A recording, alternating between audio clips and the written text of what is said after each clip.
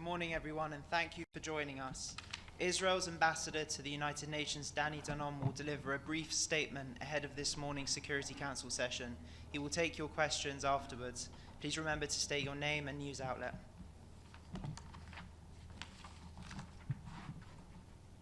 Good morning. We gather today at a historic moment for Israel and for our region. All of our living hostages are finally home. The remains of 15 of our fallen have been returned for burial, and Hamas, after years of defiance, has been forced to accept what it long rejected, to release our hostages and to disarm. This was not achieved by chance, but by a unique combination of our courage and our conviction. Yet, our struggle is not over. 13 of our fallen hostages remain in Hamas captivity. Tamir Adar, Saar Baruch, Itai Chen, Amiram Cooper, Oz Daniel, Manny Goddard, Adar Goldin, Ran Gvili, Asaf Hamami, Joshua Lutu Molel, Omer Nutra, Oron Shaul, and Ron Binyamin. We will not rest until every one of them is back home. While some members of this council will today speak of Gaza's future, the reality is that Hamas remains the true obstacle to peace. Its terror continues, not only against Israel, but against the people of Gaza and against peace itself. The reality in Gaza today is this: Hamas gunmen emerging from tunnels, turning their weapons on their own people, executing men. You saw the videos, like ISIS, executing men, women, and children in public squares. No evidence, no trial, just terror. And from the UN, silence, no condemnation, no emergency session of the Security Council. That silence empowers Hamas. We must act now, not with words, but with pressure, with resolve, with urgency. Disarmament is not a slogan. It requires action. Weapons must be surrendered, tunnels must be sealed, and rocket factories must be shut down. Before Gaza can be rebuilt, terror must be removed. Before peace can begin, Hamas must lay down its arms. The time for excuses is over. Hamas must disarm now. Thank you. Ambassador, thank you for the briefing. The Trump administration this past week, Jared Kushner, said that the UN and Israel are cooperating strongly, as did the UN Humanitarian agency, OCHA. Given that fact and what's moving forward with the peace deal, what do you think is the ICJ decision out of date, and what does it mean in terms of moving forward? Thank you. Pamela Paul from U.S. News and World Report. Thank you, Pamela. You know, the ICJ decision was a shameful decision. It was a political document, not a legal document. We know how it started. We know how it will end. It will end when it will come to the General Assembly, but they chose to ignore the facts. Take, for example, UNRWA. UNRWA was infiltrated by Hamas for years, even before October 7th, and they ignored those facts. We have proved that UNRWA employees entered Israel and took part during October 7th massacre. The court chose to ignore those facts, and we will not work with agencies that are controlled by terrorists. Thank you. Ambassador, Trilogy with China Central Television, 2 questions. First, we heard a lot of the UN officials talking about no border crossings opening. Will Israel consider that, and what stops Israel from opening more border crossings so far? And secondly, we heard that the U.S. is strongly considering IDF presence during the reconstruction. What is the position from the Israeli government? Thank you. Well, regarding the checkpoint, you know, we have an ongoing dialogue with our partners on the ground. If there will be a need, we can open more checkpoints, but usually the problem is not the checkpoint. The problem is, you know, you need the drivers and the routes, you know, in order to deliver aid into Gaza. Regarding your second, I'm not familiar with that. We have no intention to stay in Gaza permanently. And we welcome the involvement of international forces that will allow for law and order to be there.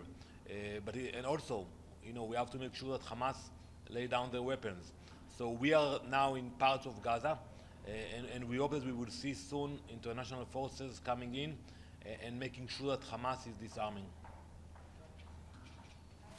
From IM News, my question is, Houthis are still operating there in the region and against Israel. What's your plan to defeat them? Are you talking about whom? Houthis. The Houthis. Well, we said it very clear. We have nothing against Yemen. We have no conflict with Yemen, and unfortunately, this radical regime attacks Israel, and we will retaliate. And we have shown our capabilities. So we hope that they will understand that, we have no interest in any fight or conflict with the Houthis. But if they will continue to attack Israel, they will find the might of the IDF. What's the plan to defeat them completely? Well, I'm not going to technical, but we have the capability to get to any site in Yemen, and we proved it. We have the capability to find the leader of the Houthis, and we proved it. So we will continue to take actions if we will have to do that. Are you coordinating with any of the countries around there to defeat them with you? We speak with many countries in the region, and we have to understand that the Houthis is not a threat only to Israel. You should see what's happening in Egypt in terms of the loss of income to from the Suez Canal, and for the entire world, because we all pay more now for commodities because of their illegal actions. Thank you very much. Yes, one last one. Ambassador, who do you think should be leading the international mobilization force, and do you think they should be disarming Hamas? Well, now it's being discussed about the involvement of countries in this force. I think it should be a combination of countries from the region, moderate countries from the region, and other international forces. And for sure, they will have to take part in the disarmament and the inspection. It will be a long process, but we have to start it as soon as possible. Thank you very much. Thank you.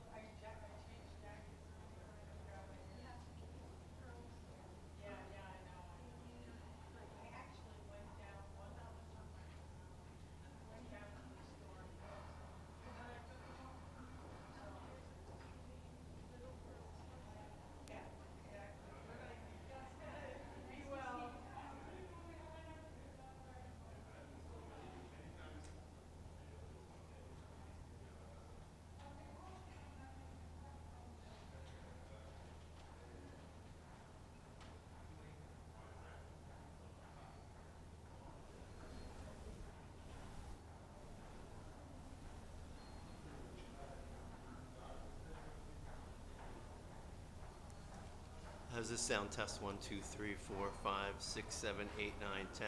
1, 2, 3, 4, 5. Do you want me to keep talking? 1, 2, Headset. 5. Hello, hello, hello. Test, test, test. Get on headset.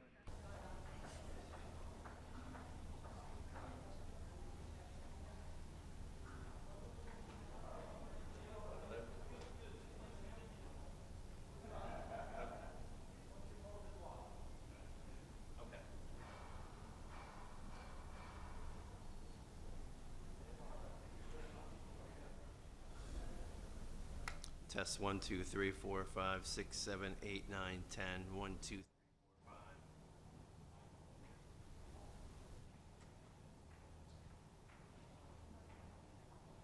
How's that sound?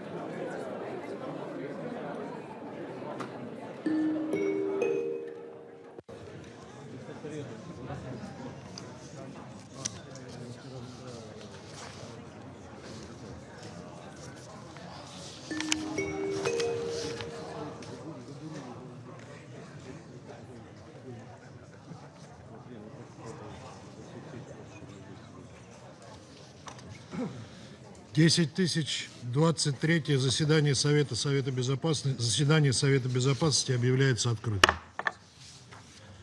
Предварительная повестка дня данного заседания гласит: положение на Ближнем Востоке, включая палестинский вопрос. Повестка дня утверждается.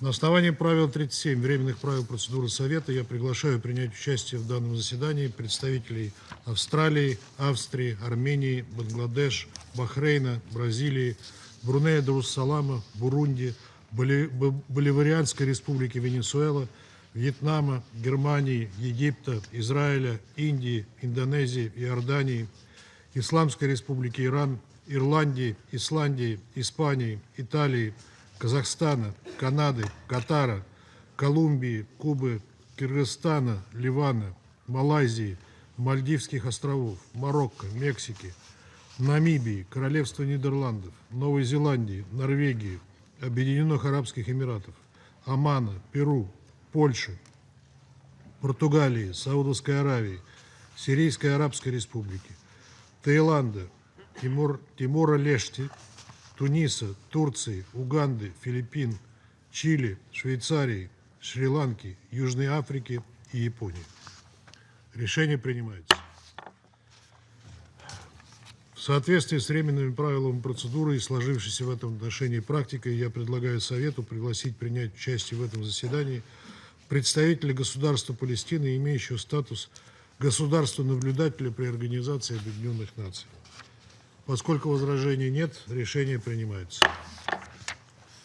На основании правила 39 временных правил процедуры Совета я приглашаю принять участие в данном заседании господина Рамиза Алакбарова, заместителя специального координатора по ближневосточному мирному процессу, координатора резидента и координатора по гуманитарным вопросам Организации Объединенных Наций. Решение принимается. На основании правила 39 временных правил процедуры Совета я также приглашаю принять участие в этом заседании его превосходительство господина Коли Сека, председателя Комитета по осуществлению неотъемлемых прав палестинского народа, его превосходительство господина Ставроса Ламбринидиса, главу делегации Европейского Союза при Организации Объединенных Наций, и его превосходительство господина Маджида Абд-Аль-Азиза, постоянного наблюдателя в постоянной комиссии наблюдателя от Лиги арабских государств при Организации Объединенных Наций. Решение принимается. Совет Безопасности приступает к рассмотрению пункта 2 повестки дня. Сейчас я предоставляю слово господину Рамизу Алакбарову.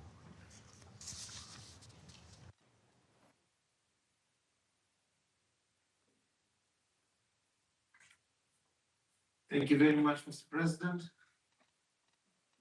Mr. President, Excellencies, after 2 years of devastating war and unimaginable human suffering, we now have an opportunity to conclude a dark chapter in the history of Israeli-Palestinian conflict and set up a course for a more just and peaceful future.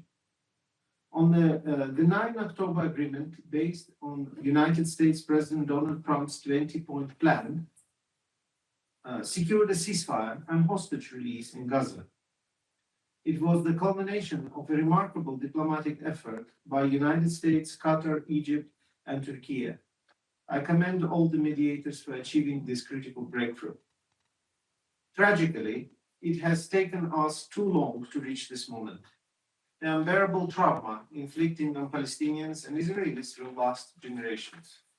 The situation throughout the occupied Palestinian territory remains dire, and the destruction in Gaza is beyond description, while Palestinian civilians, children, women, and men continue to suffer immeasurably from the effects of the war and deprivation.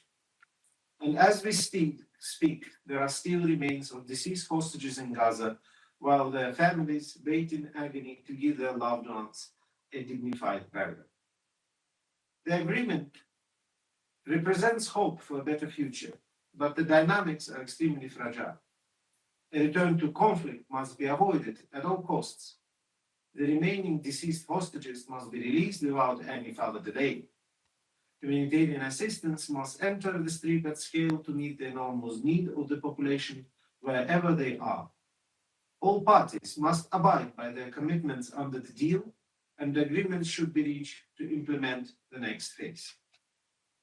Mr. President, since the ceasefire took effect, the UN and its partners have rapidly scaled up humanitarian operations across Gaza. The magnitude of destruction and continued suffering of Palestinians we have witnessed in Gaza is staggering. Many families remain displaced and without access to the most basic services.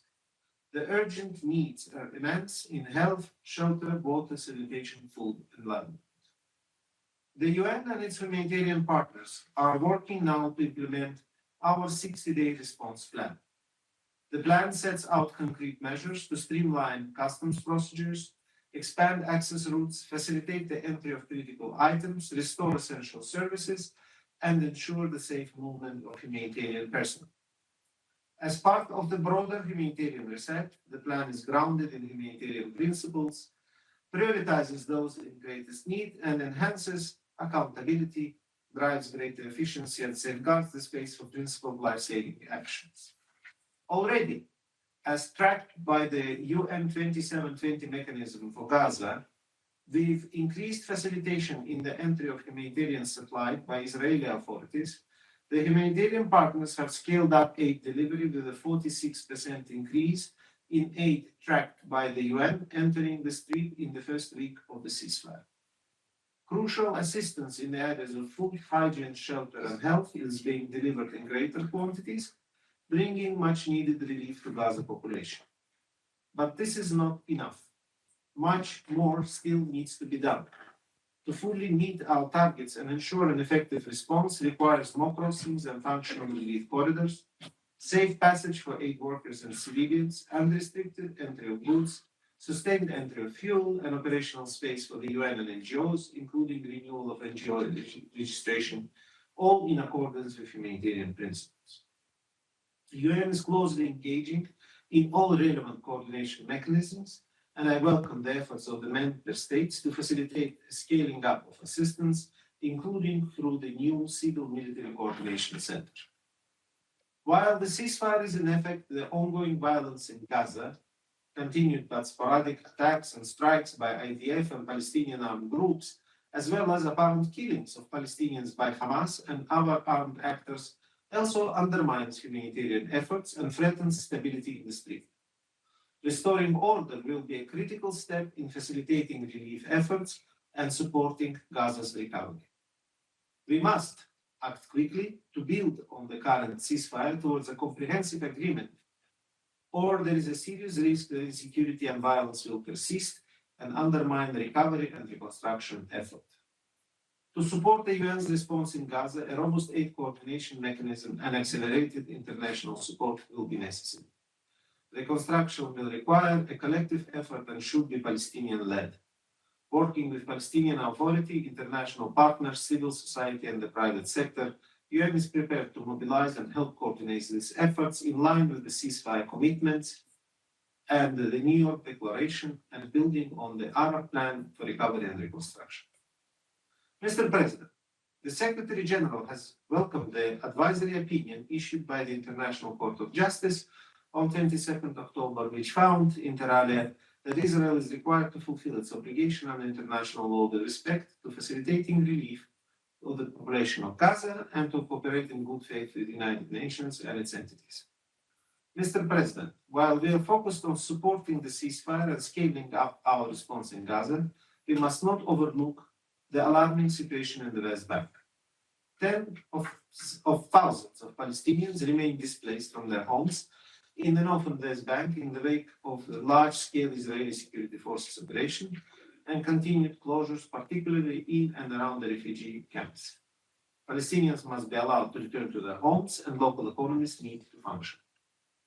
With the annual olive harvest underway, Palestinians are yet again subject to deplorable acts of settler violence while trying to access their land.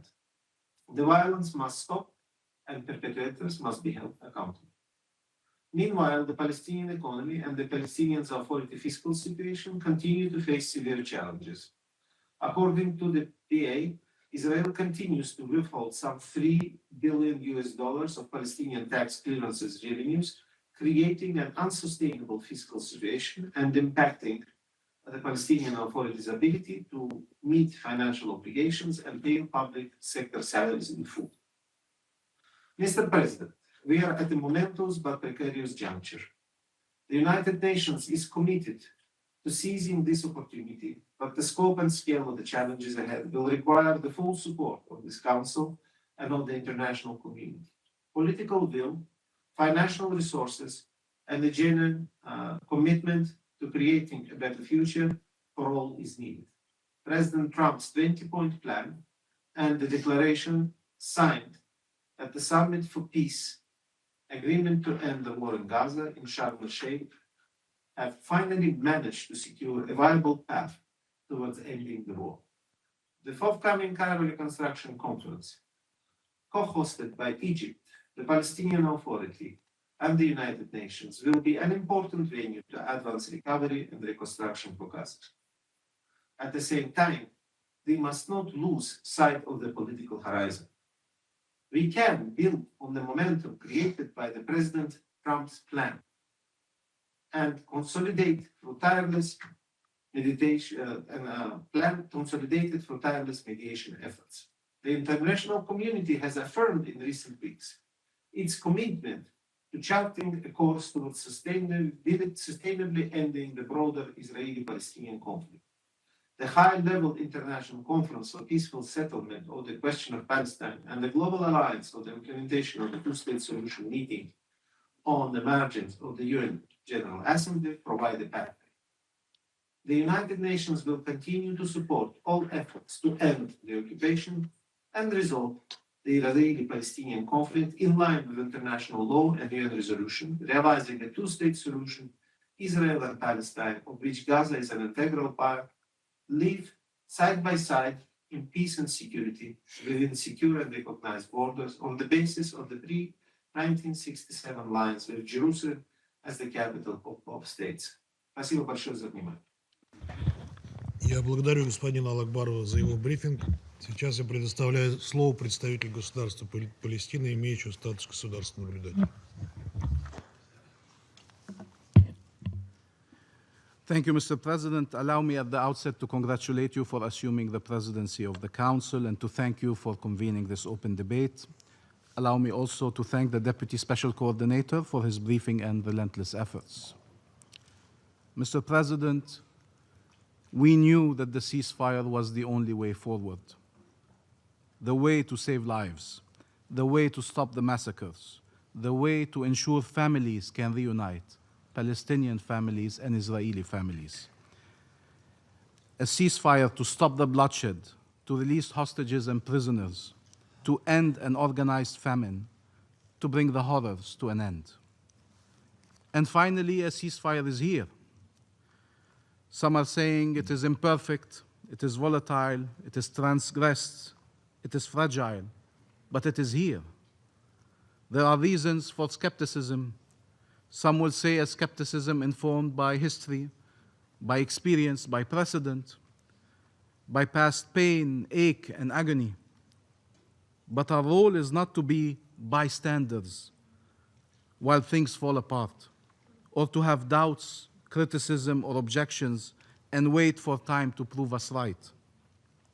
Our role is to collectively work to ensure the ceasefire holds, prevailing over those rooting for its collapse or working to make it fall apart.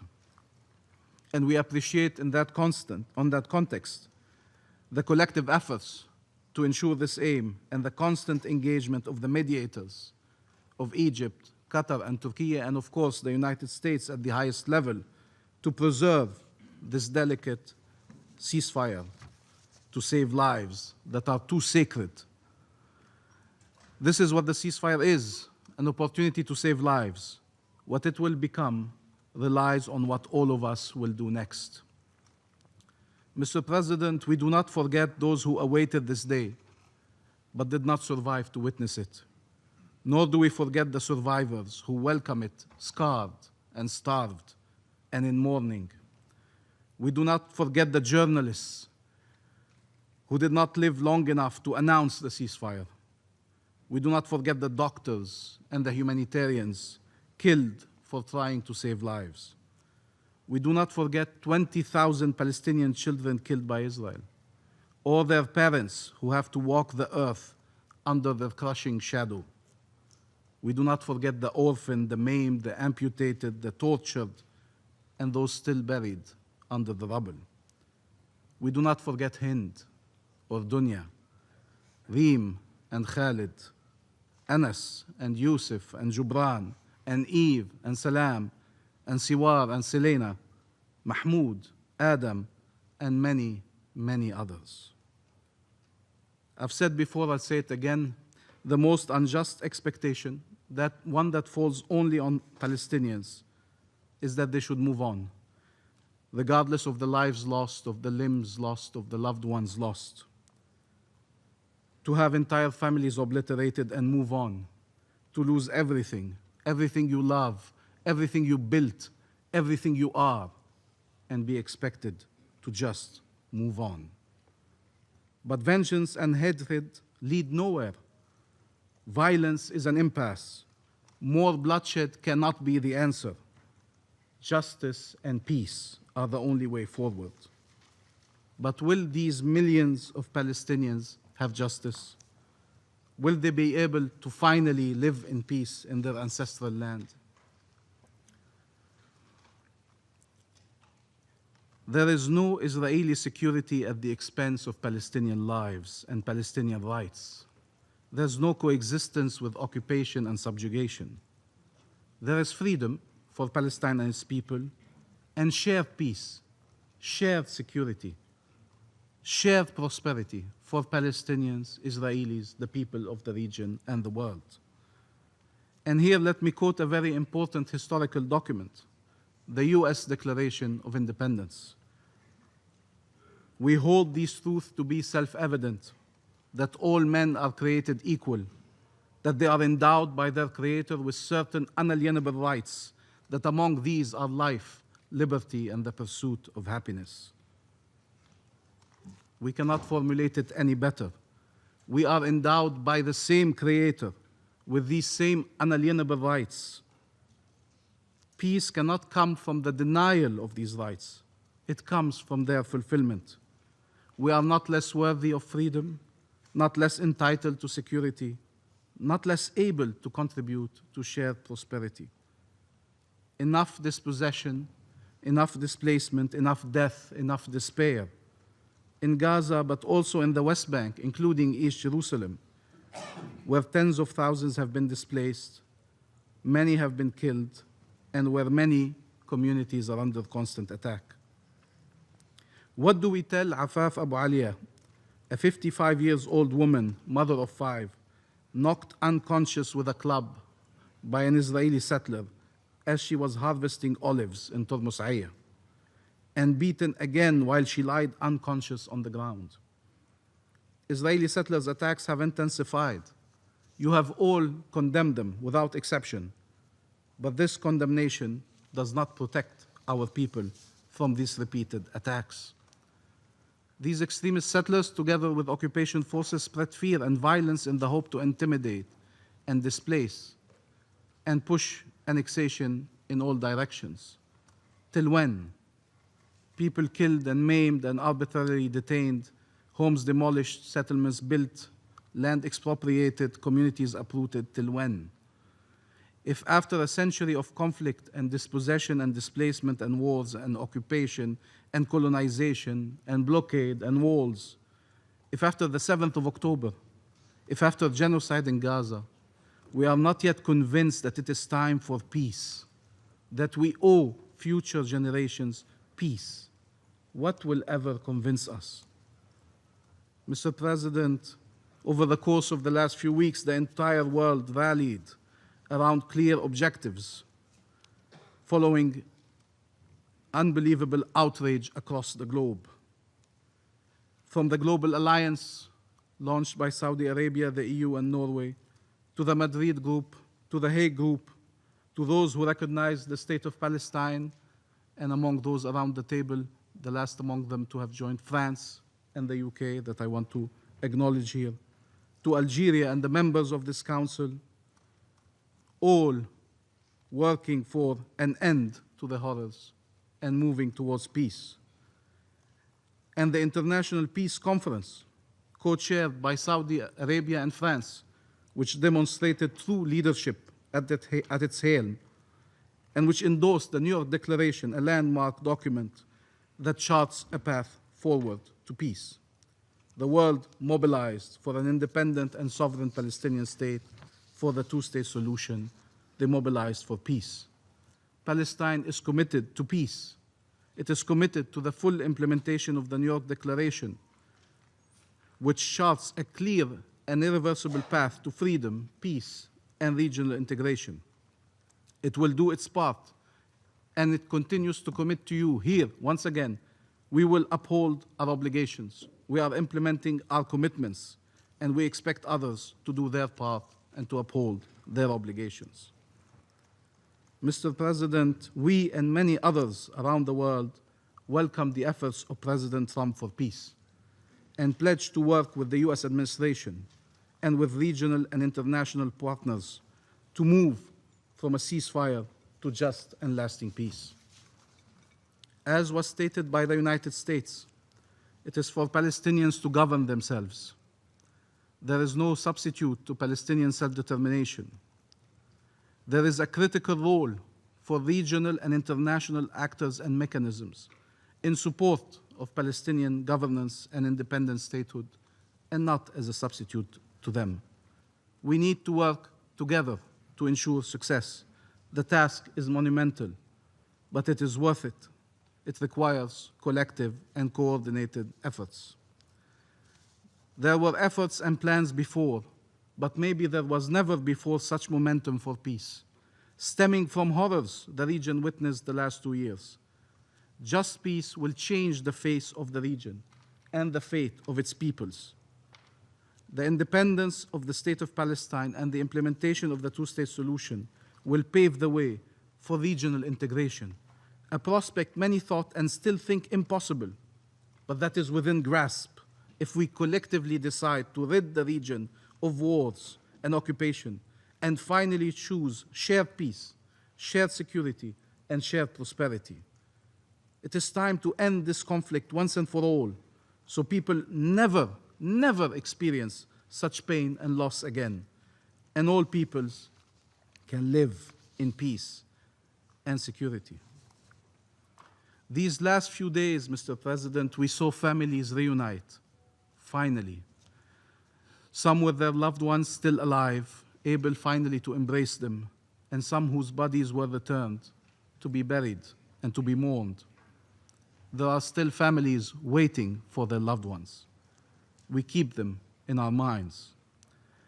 As the world tracked the release of 20 Israeli hostages, as it should, thousands of Palestinian prisoners were being released with undeniable evidence of the ill and degrading treatment they were subjected to.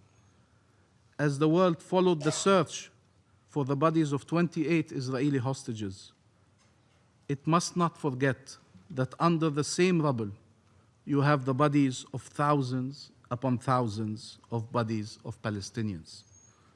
This should be a moment to remind us all of our shared humanity, of the suffering future generation can and must be spared. This should not happen any longer. Regardless what camp you belong to, what cause you defend, what right you proclaim, no one should ever justify harming civilians, abducting them, torturing them, killing them. No one should ever justify holding remains, sometimes for years and decades, and depriving families from their ability to offer them dignified burial. summary execution are never acceptable, regardless who commits them. No one should explain that there is any title or any right that can justify atrocities. No one, never, ever, under any circumstances. Mr. President, Gaza is an integral part of Palestine. Families in Gaza suffered more than enough. They have no homes to return to, no schools, no hospitals.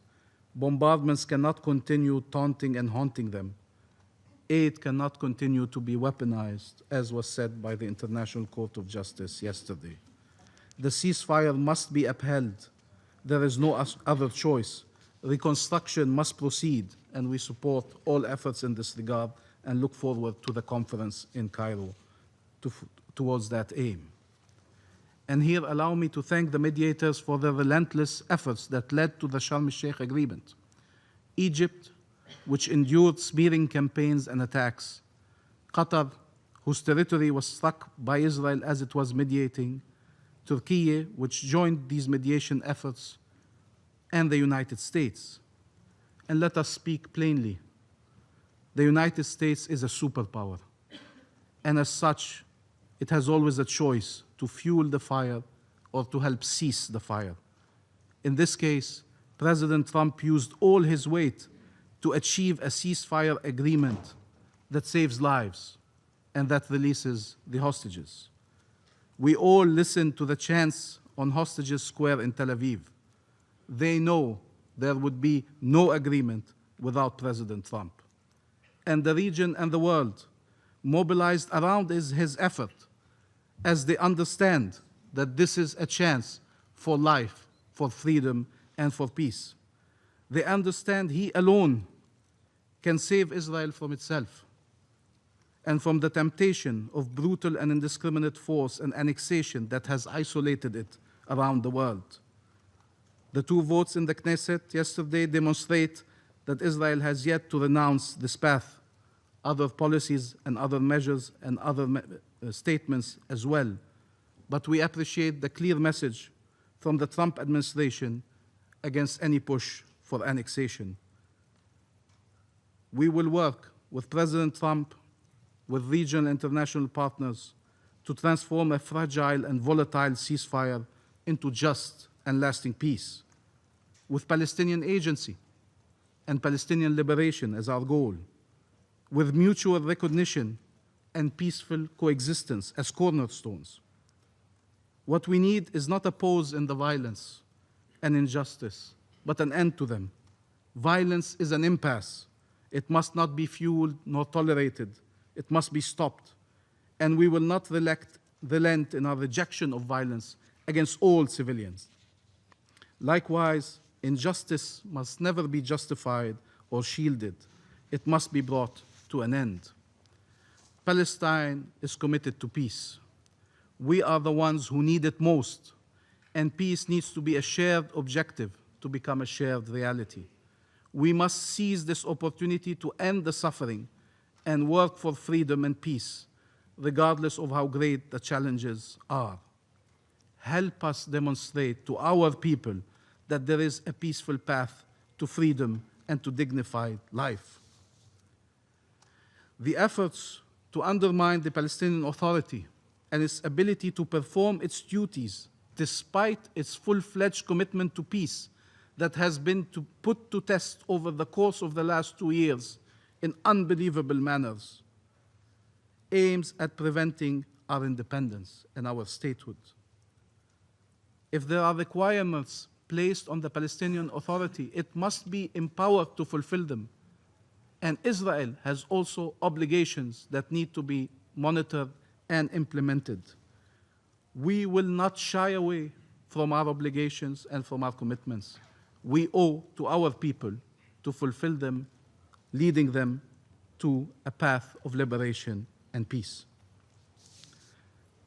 A new generation can wake up to a very different region where no one is killed, no one is abducted, no one is tortured, where cooperation and coexistence replace occupation and conflict, where shared security replaces perpetual war, where shared prosperity replaces pillage and devastation. Isn't that worth striving for? We owe it to those who were killed. We owe it to those who survived. We owe it to future generations. It is time for peace. Thank you, Mr. President. Я благодарю представителя государства Палестины за его выступление. И сейчас я предоставляю слово представителю Израиля. Thank you, Mr. President. First, I would like to thank Deputy Special Coordinator for his briefing. Mr. President, today we gather at a historic moment for our region. Israel has achieved what many thought impossible. All of our living hostages are home. The remains of 15 fallen hostages have been recovered and given the dignity of a proper burial. Hamas has been forced to accept a deal it rejected from the very beginning, to return the hostages and to disarm. This achievement was not born of chance, but of a combination of courage and conviction. History will remember that in the wake of the worst massacre of our people since the Holocaust, that Israel kept its promise to defend our people, to bring our hostages home, and to eliminate future threats to our security. Despite the pressure of many members of this very council, despite the political theater, the condemnations, and the hypocrisy, Israel stood firm. We did not waver. We prevailed. But our struggle is not over. There can be no peace, no future, and no rebuilding of Gaza while terror still remains. 13 fallen hostages remain in Hamas's hands. We will bring them home and give them the dignity they deserve. The world must keep the pressure where it belongs, on Hamas, to return the hostages, to lay down its weapons, and to honor the peace plan it signed. Mr. President, we embraced the return of our hostages. Our nation has been swept by emotion, joy and relief, but also deep pain and grief. We have seen in the last few weeks mothers embracing sons, fathers reunited with their children, young couples holding each other again. In every home, in every community, Israel has felt the weight of what was lost and the miracle of return. Families reunited, lives once trapped in darkness have seen light again. But we cannot forget what they endured: starved, beaten, shackled, deprived of food, water, and light, forced to dig their own graves, humiliated, and yet they survived. They held onto their humanity even in the face of evil. As we welcome home the living, we also mourn the fallen who have now returned to us for proper burial. They remind the world that Hamas's cruelty knows no borders, no faith, no mercy.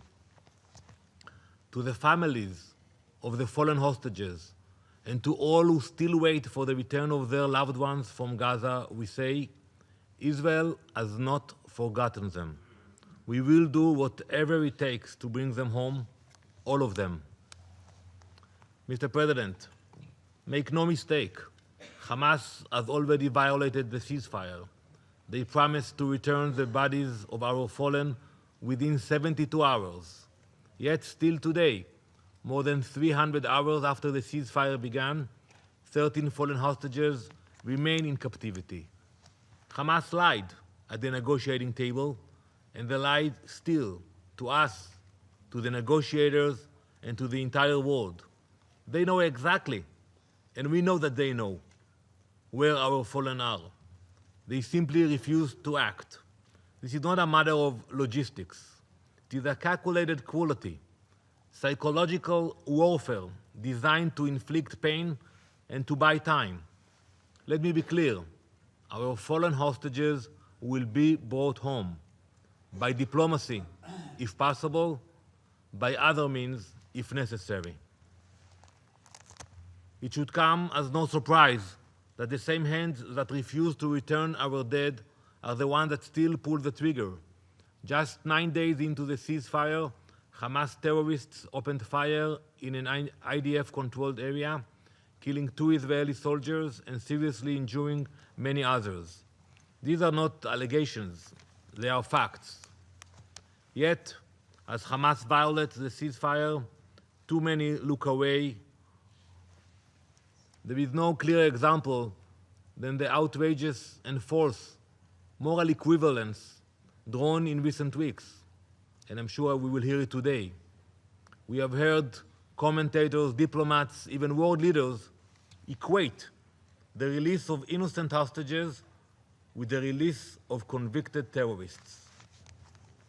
They speak as if these two acts were the same, as if those civilians who were kidnapped at gunpoints from their homes and held in tunnels could ever be compared with those who planted bombs on buses and slaughtered innocent lives. To bring our people home, Israel made choices no country should ever have to make. We released those jailed for murder, terror, and kidnapping. Let me give you a few examples from those who were released. Imad Kawasme, he planted a bomb on a Beersheba bus and killed 16 innocent people. Muhammad Aref Sama, who helped murder 23 civilians in Jerusalem, and many more. Yet some still try to blur the line between victims and their attackers. Let me be clear, hostages are not criminals. There can be no moral equivalence, none. In Israel, families cried with joy as loved ones came home after years in darkness. In Gaza, crowds celebrated murderers returning from prison. That is a difference between a nation that values life and a terror movement that glorifies death. Israel acted not from weakness, but from strength, to save lives and to advance peace.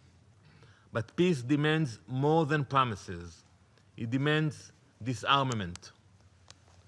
Many of you are already picturing Gaza's future.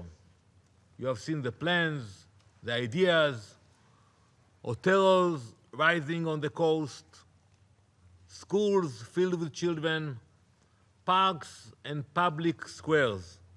Now I could hand each of you a pair of virtual reality goggles and show you the videos and the ideas that are circulated around about the future of Gaza. But before we get lost in virtual reality, let's remove the goggles and look at what is really happening today. Because before classrooms open or a single home is built, one truth must be faced. Hamas must go. Hamas must disarm. All the plans, the pledges, the visions, the videos, they are all virtual reality until terror ends. Members of this council, let me show you what reality looks like today in Gaza.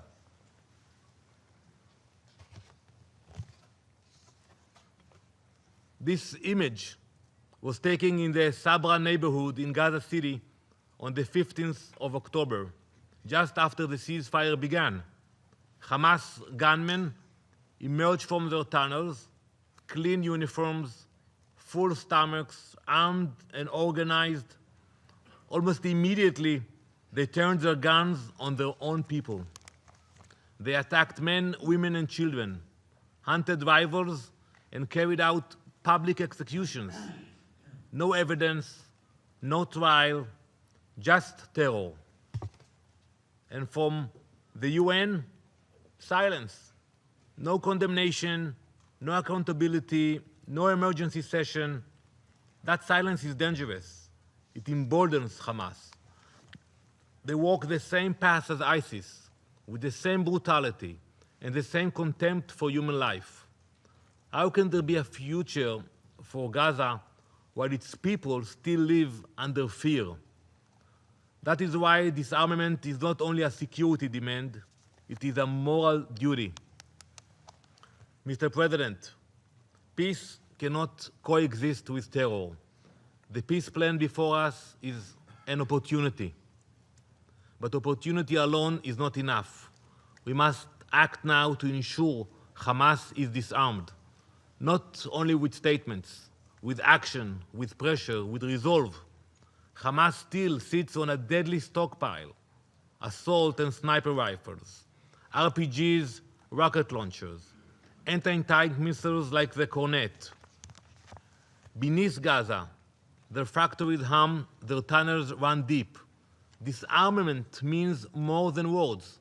It means those weapons surrendered, the tunnels sealed, the factories shut down. It means dismantling Hamas's entire war machine, every command post, every weapons line, every tunnel. True disarmament strips Hamas of power itself, its ability to plan, to arm, to strike. Members of this council, blueprints and promises of reconstruction will not stop bullets. Only real disarmament will. Now is the moment to turn words into pressure and hopefully pressure into peace. Last week, the Jewish people celebrated Simchat Torah, a holiday that marks the conclusion of the annual reading cycle of our Bible, the Torah, and the beginning of a new cycle. Every year we read the same chapters. As we open the first chapter, Bereshit, the book of Genesis, we return to the moment creation began, and I quote, "And God saw the light, that it was good, and God divided the light from the darkness." Before creation came order. Before life began, chaos had to end. God separated light from darkness, bringing clarity, structure, and peace. So it must be now. Before Gaza can be rebuilt, terror must be removed. Before peace can begin, Hamas must lay down its weapons. Israel is ready to do its part and move forward. But peace cannot live alongside terror. Every day, Hamas refuses to disarm. They drag Gaza deeper into darkness. The time for excuses is over. Hamas must disarm now, fully and completely, so that light, not darkness, shape our future. Thank you, Mr. President.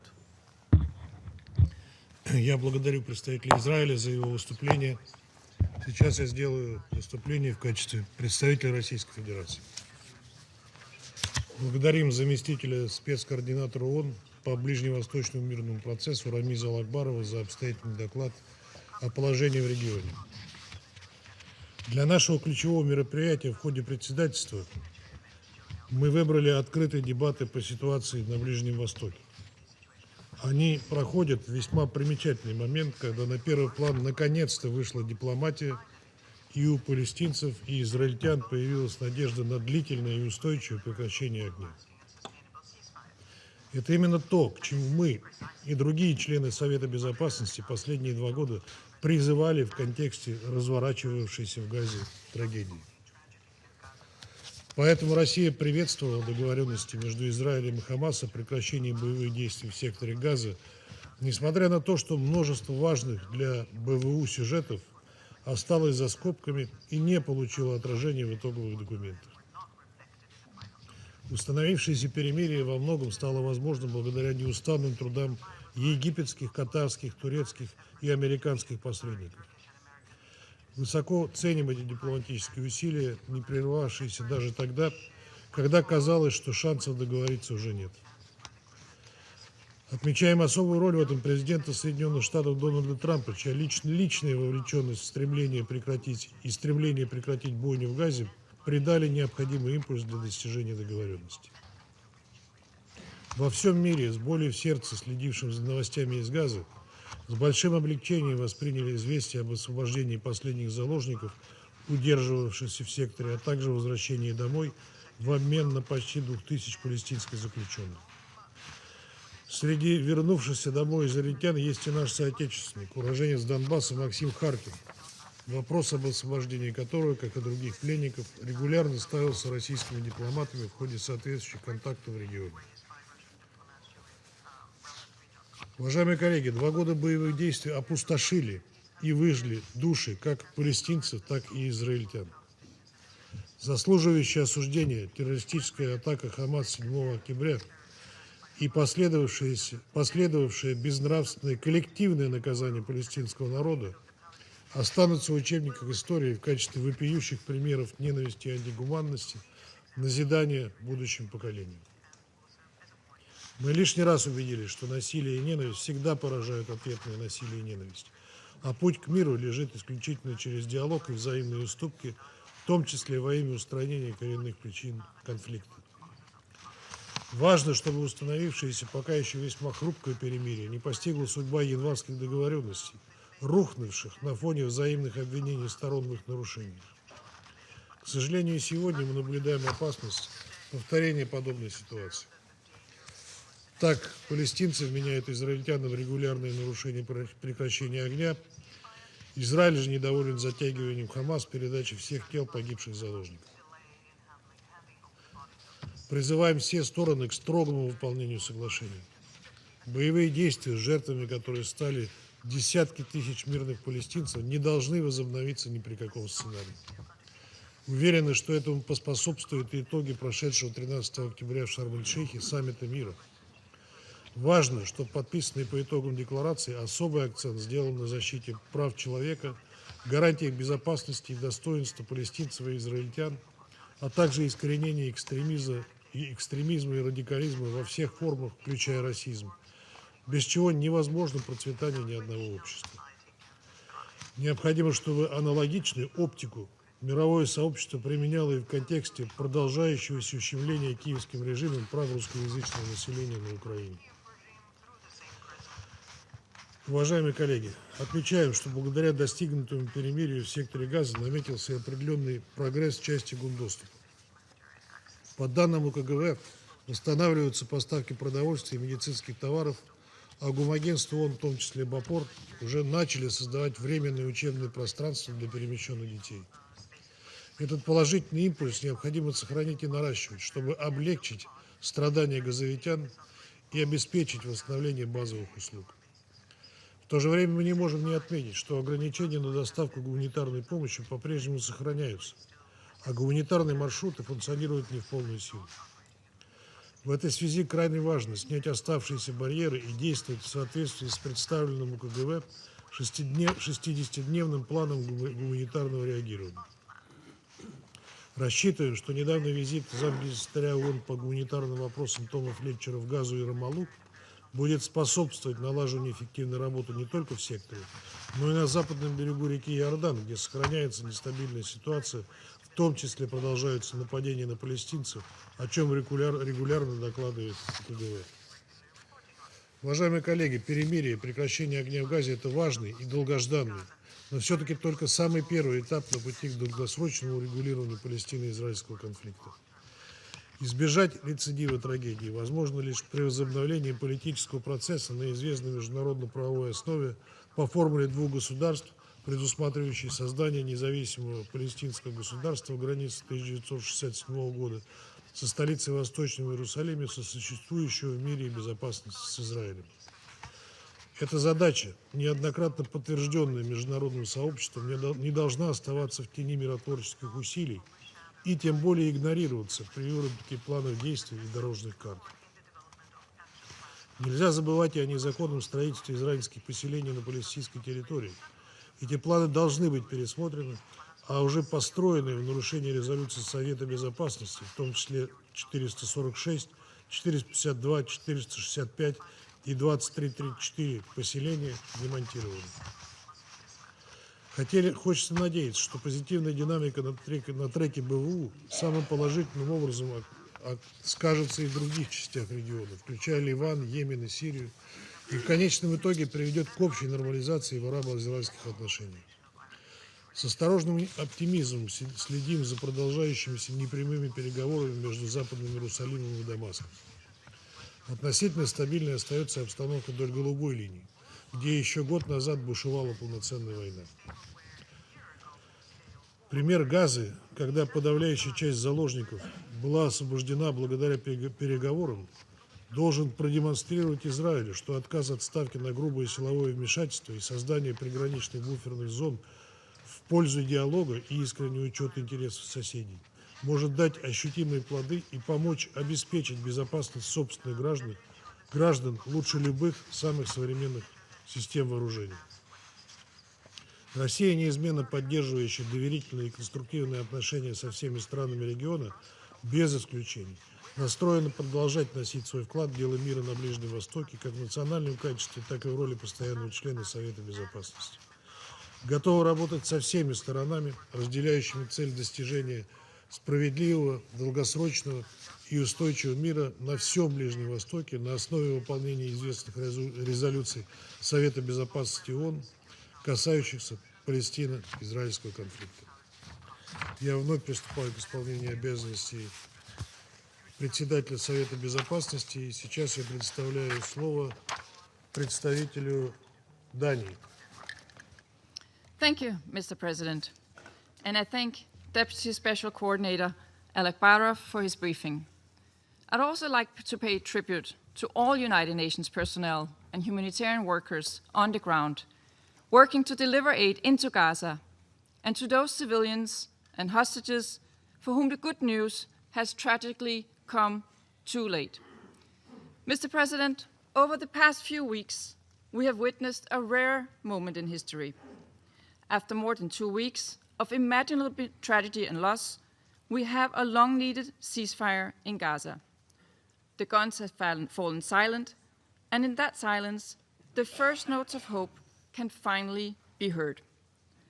Denmark warmly welcomes the ceasefire and expresses profound gratitude to the United States, Egypt, Qatar, and to others who, in spite of numerous setbacks, have worked relentlessly to make this deal a reality. This ceasefire offers respite and relief. When the hostages and their families, who have lived in terror and despair, can finally begin to heal. When the skies above Gaza carry not the sound of warplanes, but the laughter of children. This is the promise that peace could hold. And yet, as this day finally dawns, we cannot forget the immense suffering that lies in its wake and the long road that lies ahead. Far too many will never wake up to see this peace. Those buried under the rubble, those who fell prey to terrorists, those ensnared by starvation, or those simply caught up in the wrong place at the wrong time. This peace is also for them.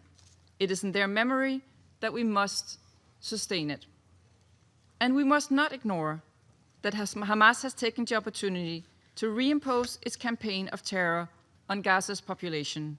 We continue to stress that Hamas must not be allowed to play a role in the future of Gaza. Mr. President, this ceasefire is not an ending. It is a beginning, fragile but full of opportunity. Now we must act with urgency. The road towards lasting peace will not be easy, but the Security Council must shoulder its responsibility. We must spare no effort, and we trust that this Council will urgently come together to establish a mandate for an international stabilization mission. Denmark welcomes the UN plan to alleviate the suffering of civilians. We stress that the UN and other humanitarian organizations must be fully enabled to deliver the humanitarian aid that millions so desperately need, in line with the agreement on the first phase. Every corridor must be opened, every convoy protected. Aid shipments must be swiftly allowed without undue impediments. Humanitarian and health workers must be protected.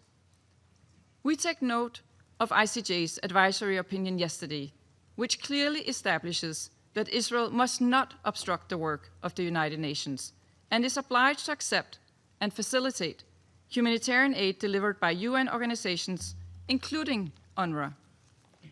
International and local NGOs should be able to work without unnecessary restrictions. In this regard, we repeat our call on the government of Israel to provide authorization for all international NGOs' aid shipments and to unblock essential humanitarian actors from operating. Denmark stands ready with $15 million in support of humanitarian and early recovery efforts, which comes on top of the approximately $153 million humanitarian aid already allocated to the Palestinian people since 2023. Our goal is clear. We must stop the insidious spread of famine. We must ensure that the sick receive the care that they so desperately need. Denmark is also prepared to further support the early recovery as well as the reconstruction of Gaza. But reconstruction is not merely about concrete and steel. It's about dignity. It's about proving to a generation that peace is not a dream, not a privilege, but a right. In deeds, not words. Mr. President, this ceasefire must not be a pause before the next tragedy, but the first step towards a lasting peace. The full implementation of the peace agreement is vital. We're on the right track, but we're not there yet.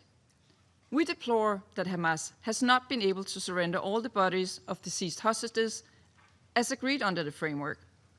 And we deplore that Israel is leveraging humanitarian access and as a result has capped the flow of aid into Gaza. We must not let the opportunity that this peace presents slip between our fingers. We now hold in our hands a rare opportunity to turn this moment of respite into a foundation for a just and enduring peace based on the two-state solution, Israel and Palestine living side by side in security, dignity, and peace. This, a two-state solution, is not only a pressing issue, it is a prerequisite for long-term stability across the region. I thank you. Я благодарю представителя Дании за ее выступление. Сейчас предоставляю слово представителю Гаяны. Thank you, Mr. President. And I also thank Deputy Special Coordinator Alak Barov for his briefing. Mr. President, our meeting today takes place at a time of great promise and opportunity for the people of Palestine. This moment, however, must be managed carefully, fully anchored in international law, and with the protection and well-being of civilians a central priority. With that said, Guyana welcomes the peace plan achieved between Israel and Hamas for ending the hostilities in Gaza and for the release of hostages taken during the 7th October attack. We commend the tireless efforts of the mediators, the United States, together with Egypt, Qatar, and Turkey, and all who have contributed to making this a reality. Mr. President, 2 years of Israel's war in Gaza has wreaked havoc on the Palestinian population. Gaza itself has suffered massive destruction, with some experts estimating that the recovery could take decades and cost billions of dollars. Then there are also costs to which figures can never be attached. These include time that orphan children have eternally lost with their parents, the months of agony that the relatives and friends of hostages have endured, hoping for their safe return, and the psychosocial impacts of the war that would be felt for generations to come. But the peace plan has brought renewed hope, and we all must work to ensure its success. On this note, Mr. President, Guyana is very concerned about the violations of the ceasefire. We urge the parties to abide by the commitments made and to prioritize peace in Gaza. Mr. President, the next phases of the peace plan are extremely critical. We must eschew all ideas that do not line up with international law, that undermine the right of the Palestinian people to self-determination, and that dilute the two-state solution. At the recently convened high-level international conference on the two-state solution and the general debate for the 80th session, there was a clear international consensus that the two-state solution remains the only just, comprehensive, and viable path to resolution of the Palestinian question. Guyana therefore urges that the next phases of the peace plan take this into account. We are baffled that less than 2 weeks after the Gaza peace plan was approved, Israel's parliament voted to give preliminary approval to a bill which imposes Israel's sovereignty over the occupied West Bank. We call on Israel to abandon this effort, which, if implemented, will be a violation of international law and will undermine the two-state solution. The West Bank is a critical part of the future independent state of Palestine. Mr. President, the war in Gaza reached many lows in the conduct of international relations, and I specifically wish to highlight Israel's belligerent approach to international organizations operating in the occupied Palestinian territory to meet humanitarian needs.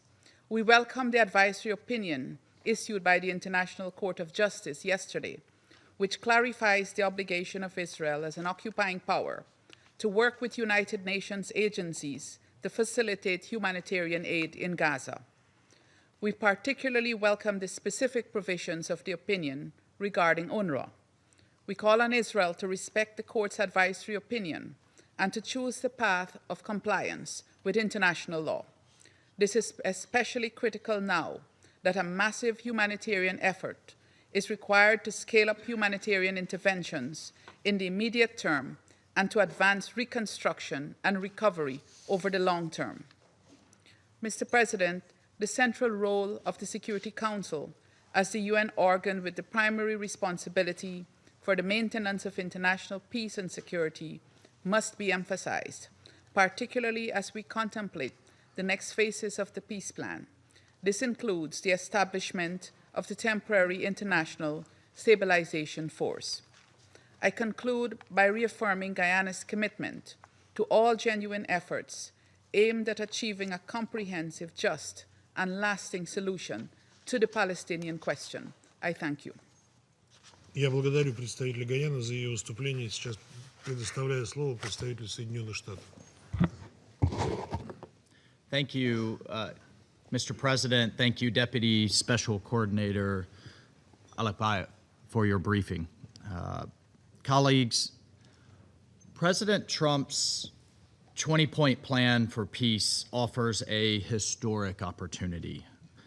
His diplomacy brought the ceasefire in Gaza with support from around the world. It brought home 20 living hostages who spent 738 days held captive in a living hell. It offers hope for the people of Gaza. It offers hope for the Middle East to turn the page on a millennia of violence and to usher in a new age of peace and prosperity. Under President Trump's leadership, the United States has ended 8 conflicts across the globe over the course of just 8 months. And with the help of our friends in Qatar and Egypt and Turkey and the region, this most recent success may prove to be the greatest opening of them all. This historic success is cause for celebration.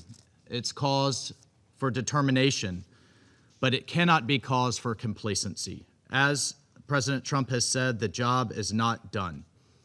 And in that vein, Hamas must immediately return the bodies of the 13 remaining hostages, including the bodies of American citizens Itai Khin and Omer Nutra, as promised under the agreement. Their families, colleagues, their families deserve dignity. And Hamas must likewise follow through on its commitment to disarm. The president is not playing games here. And simply put, Hamas is finished in Gaza and does not have a future there.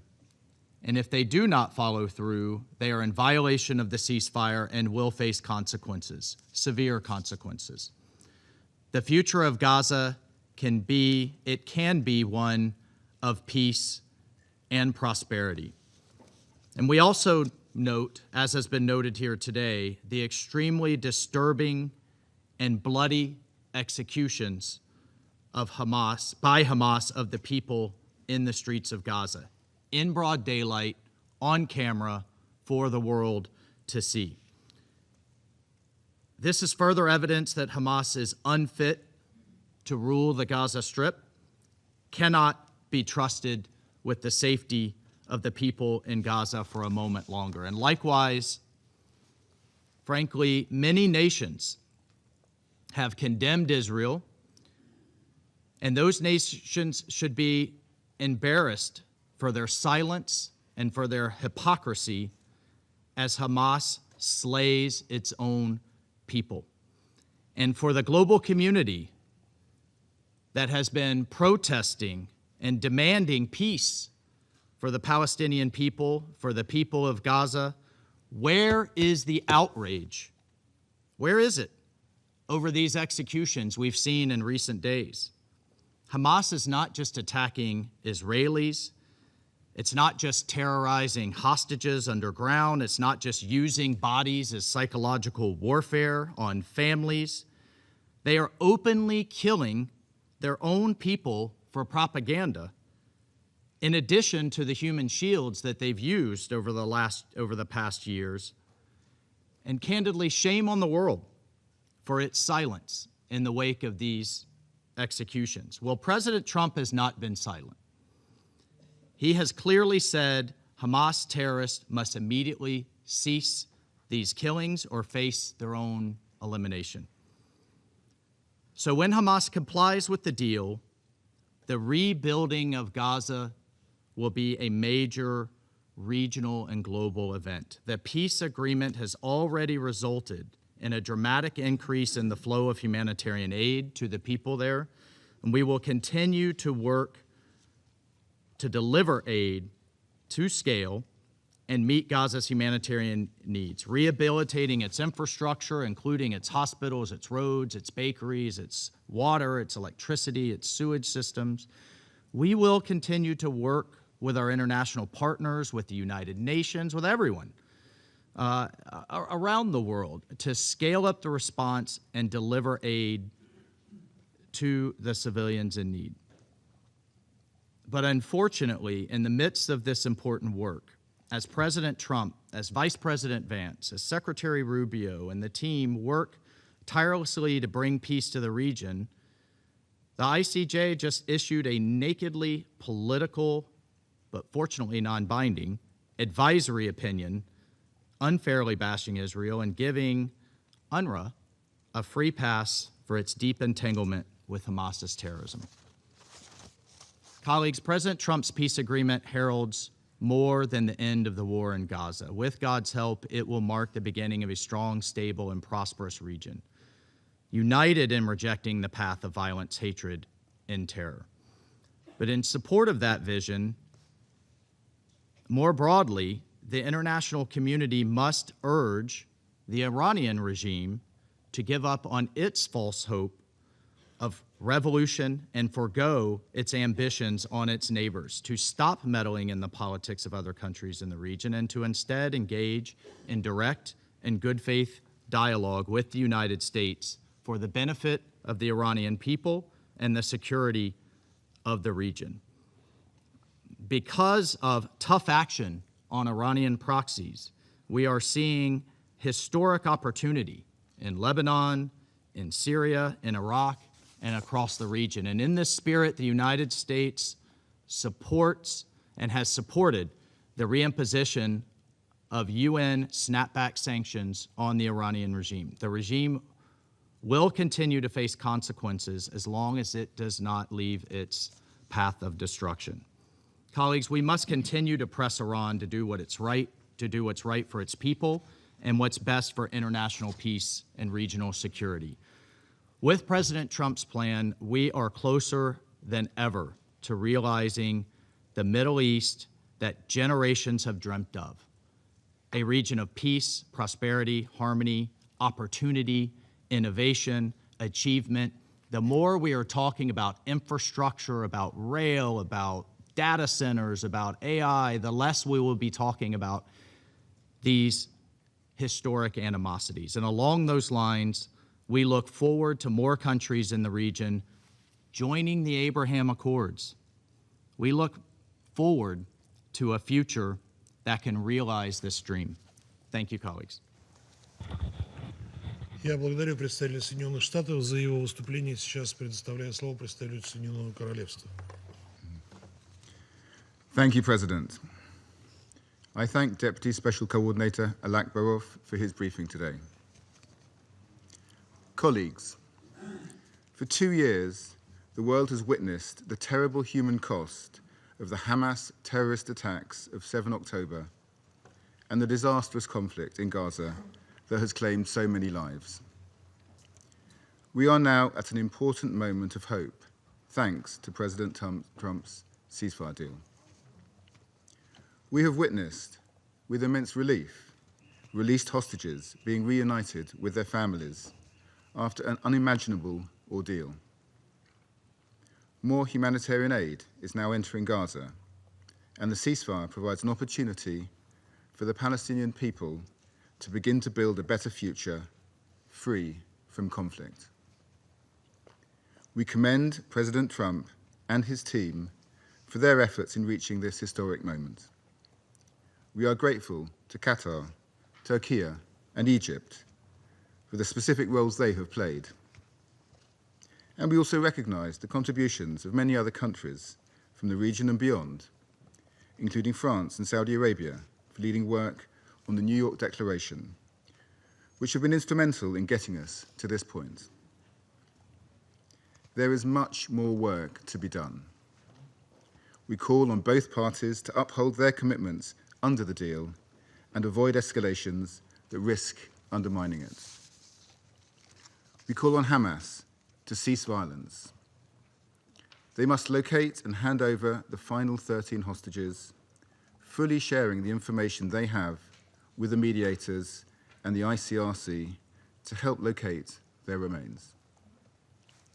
We also call on Israel to ensure restrictions on aid are permanently lifted to allow the unimpeded delivery of humanitarian assistance at scale. This includes supporting the UN humanitarian effort, opening all crossings to both humanitarian and commercial goods, and ensuring international NGOs can operate without obstruction. As we have consistently stated, all parties must comply with their obligations under international law. The International Court of Justice delivered an important advisory opinion yesterday on Israel's obligations in this regard.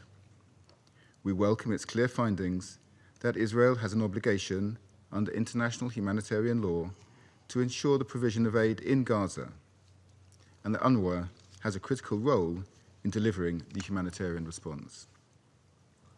We will continue to consider the full detail of the opinion carefully. President, we must now build on the momentum of the ceasefire.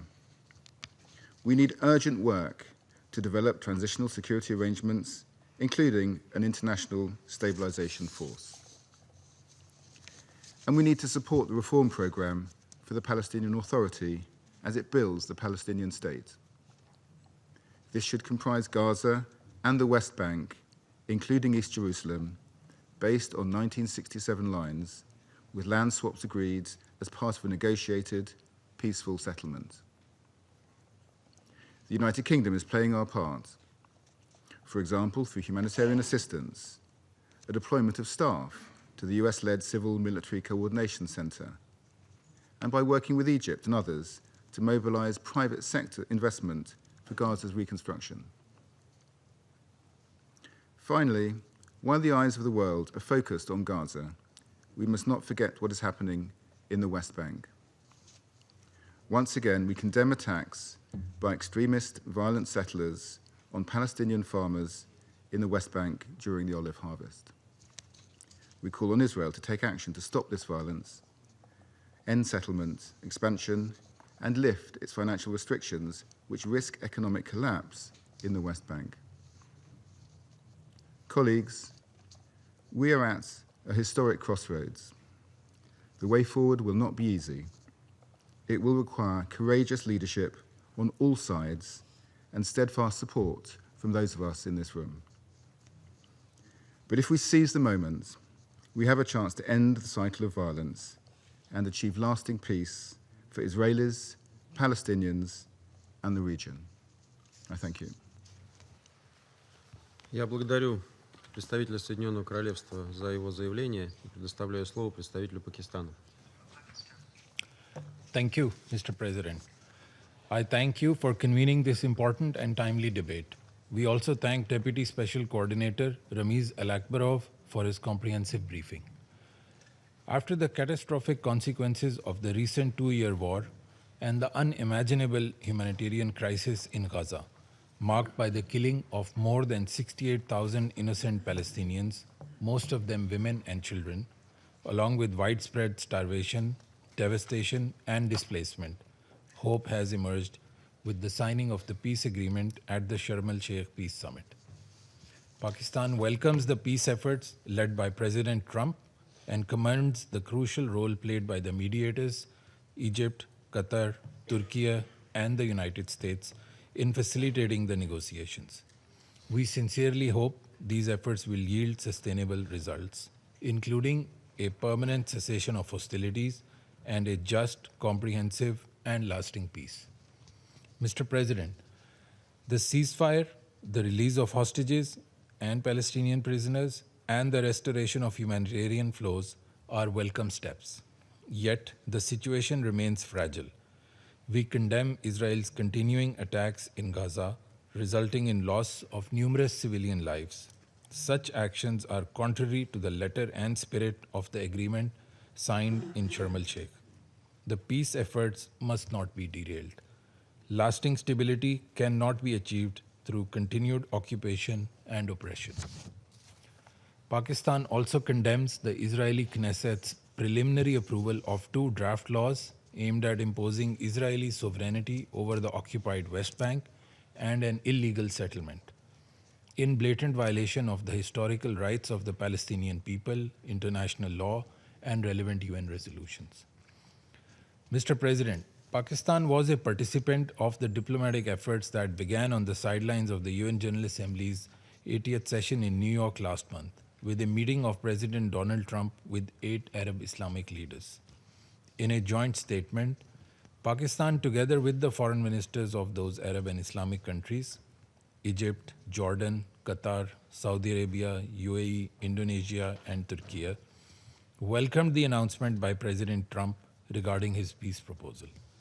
We reaffirmed our joint commitment to work with the US to end the war in Gaza through a comprehensive deal that ensures unrestricted delivery of sufficient humanitarian aid, prevents the displacement of Palestinians, the release of hostages, a security mechanism that guarantees the security of all sides, full Israeli withdrawal, reconstruction of Gaza, and a path for a just peace on the basis of the two-state solution, under which Gaza is fully integrated with the West Bank in a unified Palestinian state in accordance with international law as key to achieving regional stability and security.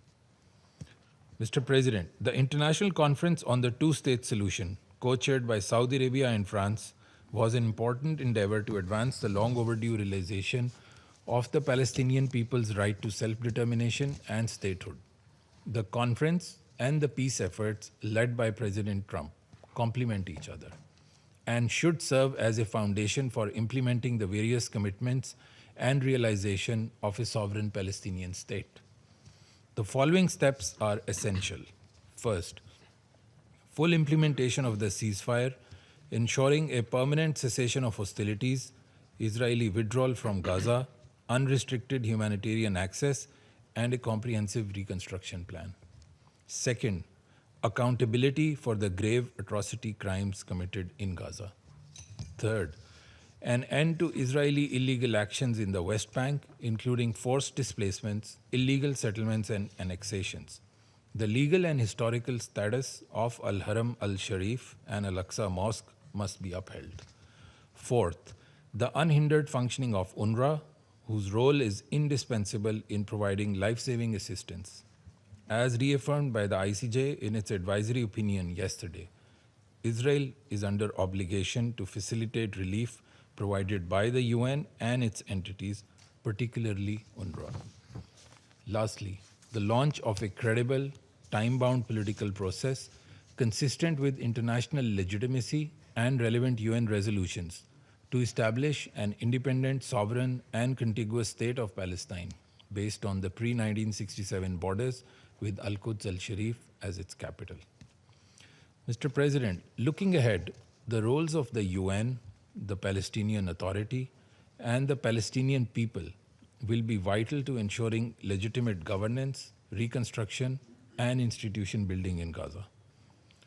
The role of the Security Council will also be critical and indispensable for the next phases of the peace plan, including for designing and mandating the deployment of an international stabilization force to fulfill the tasks envisaged for it in the peace plan. Pakistan will continue to work with all partners to advance these shared objectives and to help restore peace, justice, and dignity to the Palestinian people. I thank you.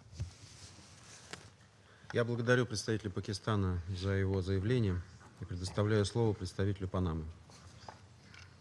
Muchas gracias, presidente.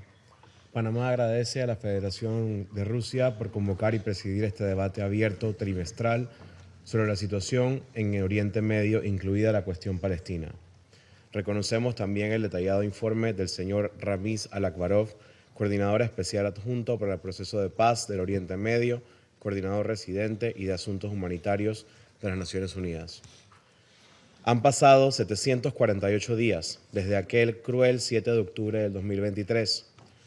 Los ataques perpetrados por Hamas ese día y su estela de violencia hasta la fecha han dejado en Israel más de 1.900 personas fallecidas. En las semanas y meses que siguieron, la respuesta militar en Gaza desencadenó un saldo devastador. Más de 68.000 palestinos han perdido la vida y alrededor de 170.000 han resultado heridos desde ese entonces. Señor presidente, Panamá rinde homenaje a todas las personas que han perdido la vida en esta guerra y también a los sobrevivientes quienes ahora tienen la difícil tarea de sanar. Por respeto a su memoria y a su sacrificio, lo mínimo que debemos hacer es sostener y mantener el alto al fuego alcanzado bajo el liderazgo del presidente de los Estados Unidos, Donald Trump, así como de Qatar, Egipto y Turquía. Saludamos este avance, que aunque frágil, no es un fin en sí mismo, es el punto de partida para aliviar el sufrimiento de la población palestina en Gaza, liberar a los rehenes vivos e iniciar la devolución digna de los fallecidos, y abrir también ese espacio a la política de la paz y la dignidad humana. Panamá insta a Israel y a Hamas a respetar y cumplir íntegramente lo acordado en la mesa de negociación. La paz no llega sola, se construye con voluntad política, con decisiones y concesiones difíciles, muchas veces, y con mecanismos y acciones que generen confianza. Ningún cálculo político justifica prorrogar el sufrimiento y elegir la vida por encima de cualquier otra prioridad e interés particular. El extremismo que hemos visto en esta guerra no tiene cabida en el futuro ni de israelíes ni de palestinos. No hay proyecto nacional ni causa legítima que se sostenga sobre el terror, el odio o la deshumanización del otro. El silencio de las armas debe convertirse en un compromiso de humanidad, mantener abiertos los corredores de la vital ayuda humanitaria, proteger a quienes distribuyen esa ayuda y salvan vidas, permitir que las familias se reúnan en paz y seguridad y que las escuelas vuelvan a ser escuelas y los hospitales, no zonas de guerra. En ese camino es imprescindible el acompañamiento y la asistencia del sistema de las Naciones Unidas para la tan anhelada reconstrucción de Gaza. Reafirmamos nuestro respaldo pleno al trabajo que realizan, pese a limitaciones, la UNRWA, OCHA, UNICEF, OMS, PMA y otras agencias, así como el Comité Internacional de la Cruz Roja y sus socios para garantizar la efectividad del flujo de la vital asistencia humanitaria. Su labor es neutral, imparcial e independiente y no tiene sustituto. Señor presidente, Panamá reitera su preocupación por el empeoramiento sostenido de la situación en Cisjordania, incluida Jerusalén Oriental. Desde octubre del 2023, casi 1.000 palestinos han muerto, más de 3.000 estructuras han sido destruidas y más de 3.000 personas desplazadas. Nuevas y prolongadas restricciones de acceso y movilización aíslan comunidades enteras, mientras la violencia y el vandalismo, incluido el sabotaje a redes de agua, buscan hacer inviable la vida cotidiana de miles de personas. Esta realidad no construye seguridad, por el contrario, atenta contra cualquier posibilidad de paz. No se puede permitir que Cisjordania se convierta en otro foco de guerra, como lo ocurrido en Gaza. Por ello pedimos que cese la violencia y las acciones en el terreno que contradicen el derecho internacional y las resoluciones de este Consejo, y que solo alejan la posibilidad de una solución política sostenible. Panamá reitera que no existe salida militar a este conflicto. Décadas de guerra y muerte no han producido ni producirán seguridad, ni mucho menos paz. Insistir en la vía militar es insistir en el fracaso. La única vía es un proceso político serio, integral y sostenido, basado en el derecho internacional, en las resoluciones de este Consejo, con garantías verificables para ambas partes y que como resultado de negociaciones diplomáticas asegure a israelíes y a palestinos vivir bajo seguridad y dignidad en dos estados con fronteras mutuamente reconocidas e internacionalmente acordadas. Presidente, una paz justa, digna y sostenible entre israelíes y palestinos puede tener un efecto estabilizador inmediato en el entorno regional. En el Líbano, reduciría el riesgo de desbordamiento a lo largo de la línea azul y facilitaría el pleno cumplimiento de las resoluciones 1559 y 1701, reforzando la autoridad del Estado libanés y la labor de la UNIFIL, cuyo trabajo respaldamos. En Siria, podría aliviar tensiones transfronterizas y mejoraría las condiciones del proceso político sirio, a la vez que reconocemos también el esfuerzo y la dedicación del enviado especial Geir Pedersen por los 7 años dedicados a coadyuvar en la construcción de un proceso político inclusivo en Siria. Y en el Mar Rojo contribuiría a disminuir la volatilidad que afecta la libertad de navegación y las cadenas de suministro en beneficio de toda la región, incluida la situación en Yemen. Evitar una mayor escalada regional exige cumplir el derecho internacional, respetar la soberanía, independencia política e integridad territorial de todos los estados, contener a los actores armados no estatales y sostener mecanismos de verificación y coordinación sobre el terreno. Ese es el dividendo regional que debemos perseguir con urgencia. Panamá acompañará y respaldará toda iniciativa que consolide una paz justa, digna y sostenible de conformidad con derecho internacional y las resoluciones de este Consejo. Muchas gracias, presidente. Я благодарю представителя Панамы за его заявление и предоставляю слово представителю Словении. Thank you, Mr. President. And I thank Deputy Special Coordinator Alakbarov for his briefing. Slovenia welcomes the implementation of the first phase of the comprehensive plan to end the Gaza conflict. We appreciate the efforts of Egypt, Qatar, Turkey, and the United States. Slovenia champions a strong role of this Council in supporting the implementation process. We would also like to commend the pivotal role of the ICRC. We are deeply concerned over the attempts to violate the ceasefire in Gaza, including violence and extrajudicial executions by Hamas, arms smuggling, delays in the opening of crossings, and an escalation after attacks near Rafah. We call on the parties to fully respect the ceasefire. While the yellow line internally dividing Gaza should remain as short-lived as possible, arrangements for disarmament of Hamas and the setting up of international stabilization forces should proceed swiftly. Slovenia also remains profoundly concerned about the situation in the West Bank, including the discussions regarding annexation of the West Bank and the continuation of the Iron Wall operation. We call for de-escalation.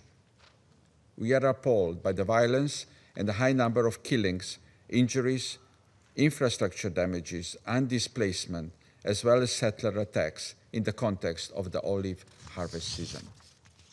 Colleagues, the ultimate goal of our efforts in the Middle East must be the two-state solution. In that sense, we strongly believe that visions provided by the President Trump's plan, the New York Declaration, and the Arab Plan for Reconstruction of Gaza should be complementary. We must ensure efforts of the international community are equally complementary. It is therefore important to strengthen the Palestinian Authority with the view of reforming and ensuring their governance in Gaza, as well as the West Bank, including East Jerusalem. Each country sitting at this table today has its own set of experiences and knowledge. While Slovenia has been consistent in our support to Palestinian people, to Palestinian Authority, and to UNRWA, we are willing to step up also with lessons learned from recent history of our region. The United Nations has a vast experience of establishing international interim administration in territories recovering from conflict. Kosovo and Bosnia and Herzegovina can serve as an inspiration for plans how to put up a civilian administration in Gaza, even if not directly coordinated by the United Nations. Mr. President, we welcome the 60-day humanitarian plan presented by the UN. Humanitarian needs in Gaza continue being tremendously high, and we continue calling for sustained, unimpeded, and at-scale aid and fuel delivery across the Strip. Safe operating space for humanitarian actors, including international NGOs, must include protection of aid workers operating on the ground, as well as the registration process based on humanitarian principles. We further call for restoration of infrastructure and opening of crossings to eliminate the persistent threat of famine, and for medical evacuations and returns. Medical needs in Gaza are enormous.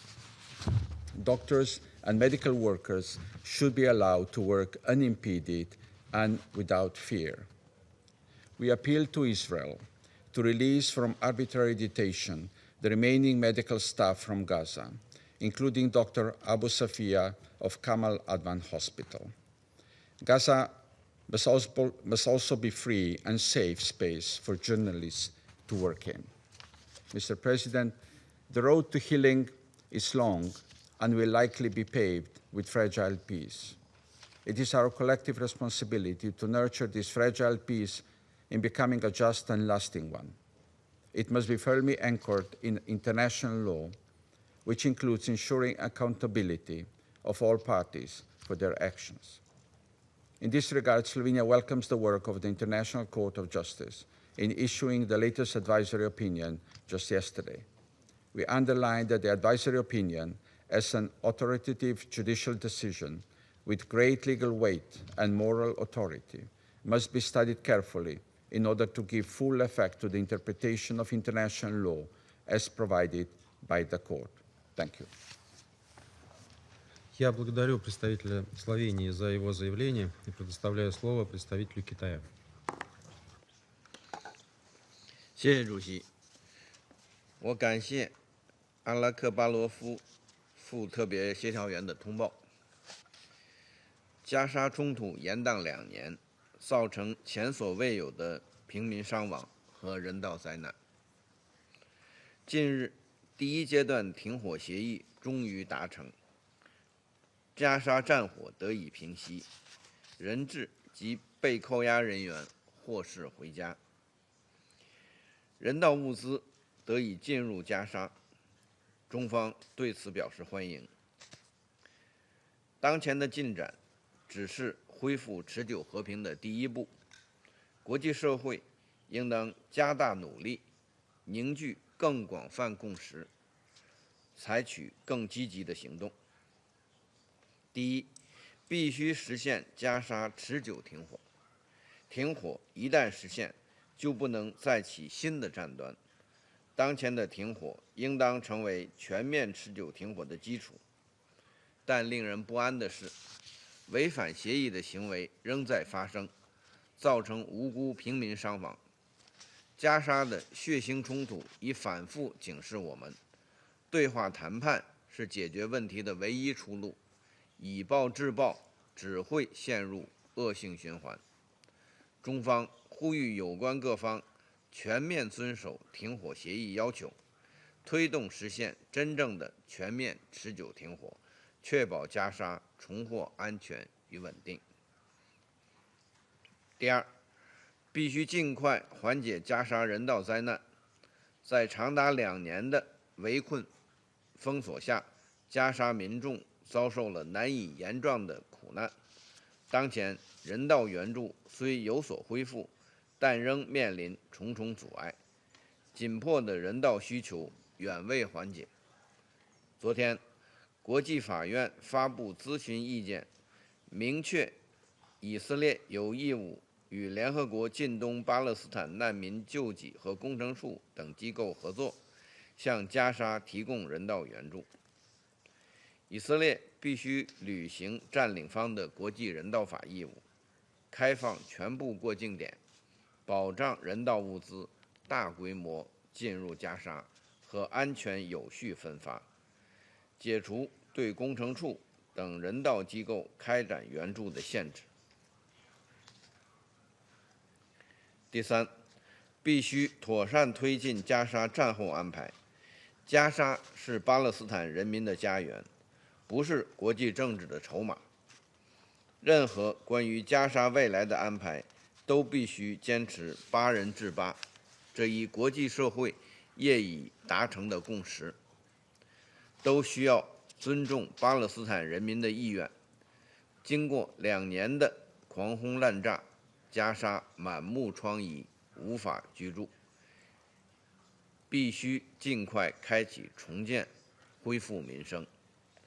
我们欢迎埃及等地区国家为推动加沙重建的努力，国际社会应当为加沙重建提供积极的支持和帮助。第四，必须重建2国方案的政治前景。落实2国方案是解决巴勒斯坦问题的唯一可行出路，不可替代，不容否定。只有巴勒斯坦独立建国，实现民族正当权利，才能消除历史不公和暴力根源，达成巴以之间的长久和平共处。以色列必须停止在约旦河西岸的定居点活动，停止破坏巴勒斯坦民族权力机构的治理基础。国际社会应当汇聚努力，共同反对破坏2国方案基础的单边行动，支持巴勒斯坦早日独立建国，并成为联合国正式会员国。主席，安理会承担着维护国际和平与安全的首要责任，应当为维护加沙和平与稳定发挥积极作用。中方愿同国际社会一道，为推动全面持久停火、缓解人道灾难、落实2国方案，最终实现巴勒斯坦全面公正持久解决做出不懈努力。谢谢主席。Я благодарю представителя Китая за его выступление. Сейчас предоставляю слово представителю Сомали.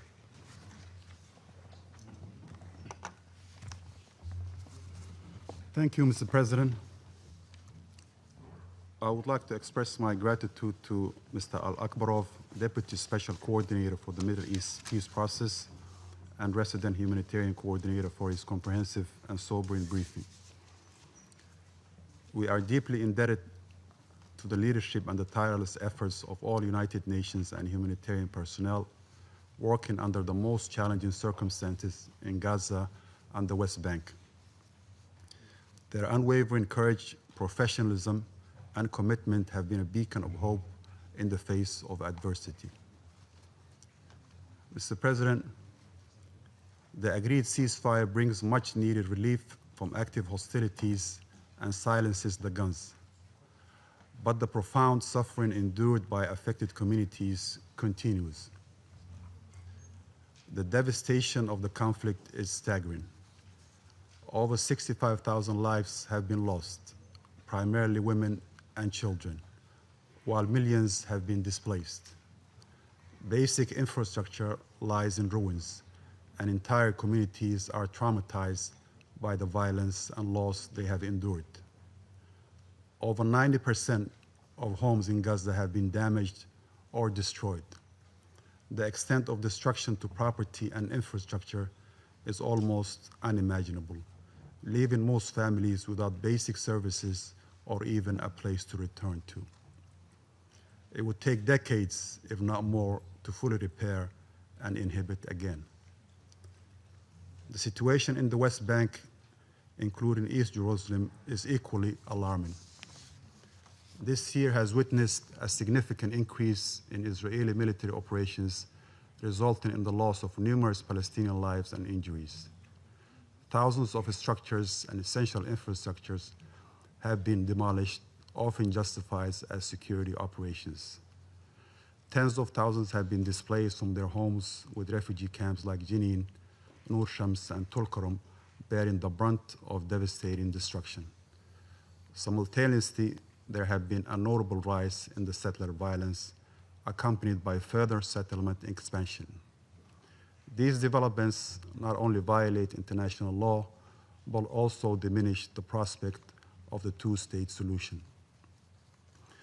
Mr. President, the road ahead is arduous and long, and the international community must rise to this challenge with urgency, unity, and a clear vision. In that context, I would like to propose the following. First, consolidating and safeguarding the ceasefire must remain a priority. Somalia commends the mediation efforts by the United States, Egypt, Turkey, and Qatar, which have been instrumental in achieving the current cessation of hostilities. This should not be only a matter of restraint. It requires robust international monitoring and accountability mechanism under UN auspices in order to support trust and adherence to the ceasefire. Second, humanitarian access must be ensured and expanded without a delay. We welcome the recent ICJ advisory opinion that Israel, as the occupying power, has obligation to uphold international humanitarian law. UN agencies, particularly UNRWA, WFP, and UNICEF, continue to face significant challenges, including delays at crossings, underfunding, and threat to their personnel. The unimpeded delivery of essential supplies such as food, medicine, and fuel to those in need should be treated as a legal and moral obligation, not as a concession. Third, a comprehensive reconstruction plan must be launched urgently. The unprecedented scale of destruction necessitates a coordinated and well-resourced approach led by the United Nations and supported by regional and international partners. Essential services, including water, electricity, healthcare, and education, must be restored promptly. Homes and livelihood must be rebuilt. The voices and needs of those most affected, particularly women and children, must guide our efforts, ensuring that dignity and hope are restored alongside physical infrastructure.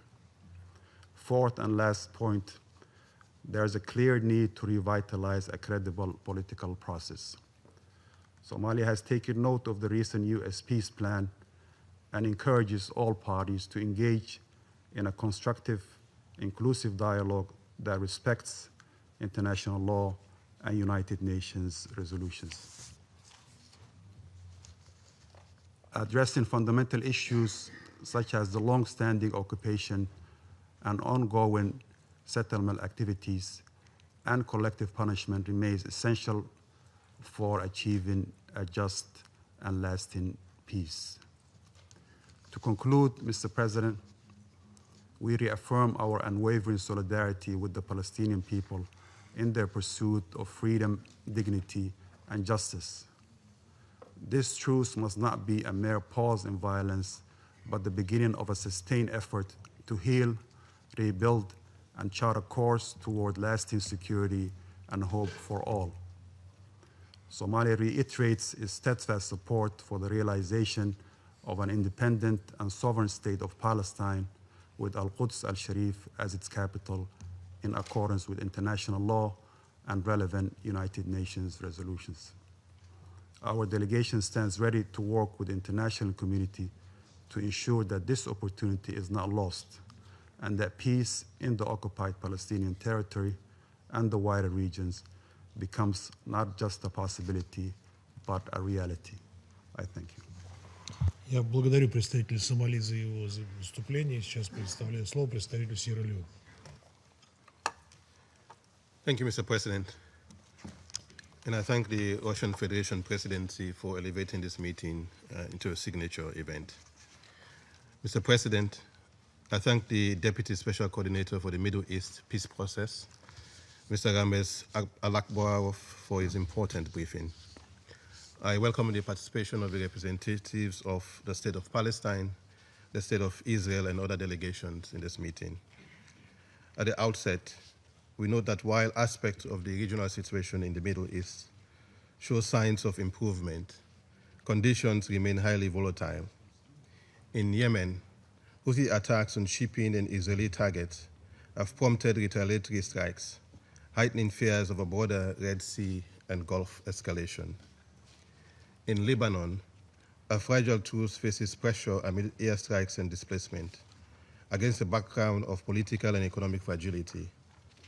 Nonetheless, recent steps to reinvigorate inter-Lebanese dialogue and sustain core governance functions warrant recognition and support.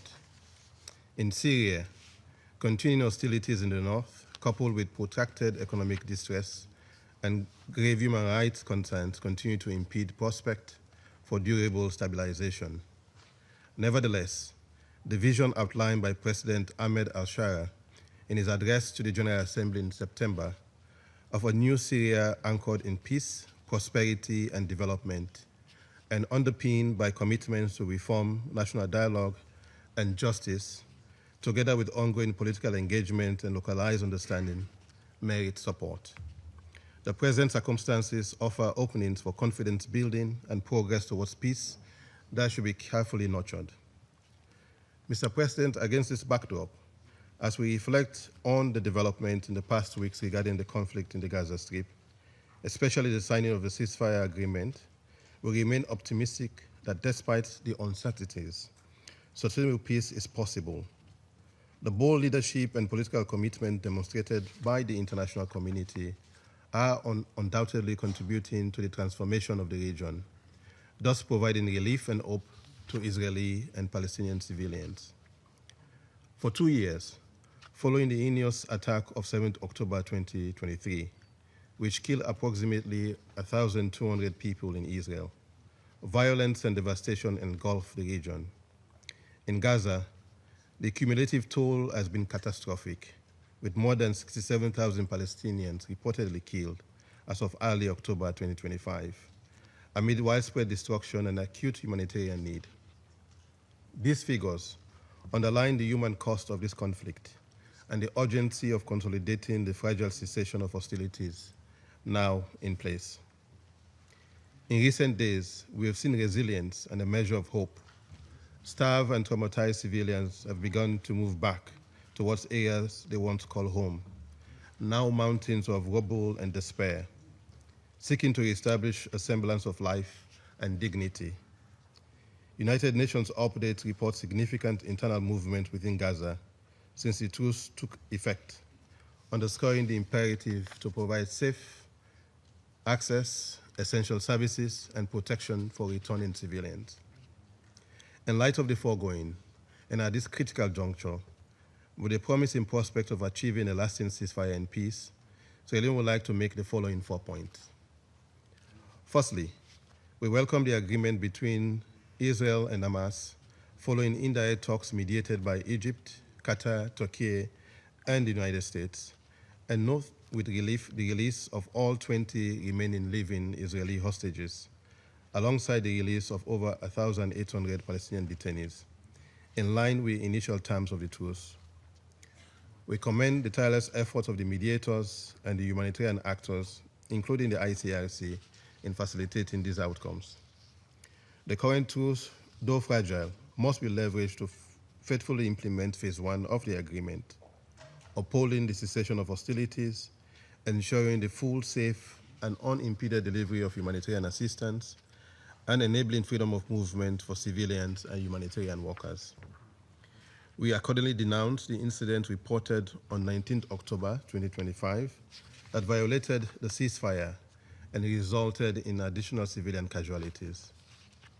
All parties must refrain from any provocation or violation that could derail progress or imperil civilians. Phase 2 negotiations should commence in good faith without delay, with clear timelines and monitoring to build confidence. Outstanding concerns must be addressed to consolidate calm across Gaza and the West Bank, including East Jerusalem. Secondly, humanitarian access and recovery must also be scaled up decisively. Unrestricted entry of aid through all viable crossings, restoration of essential services, protection of medical evacuations, including to the West Bank and East Jerusalem, and support for education, shelter, and livelihood are urgent priorities. In this regard, we welcome the International Court of Justice advisory opinion issued on 22nd October, stating that Israel has a legal obligation to allow humanitarian aid into Gaza, specifically by facilitating the work of UN agencies, including UNRWA. UN entities and partners, notably UNRWA, required unimpeded operational space and adequate, predictable resources.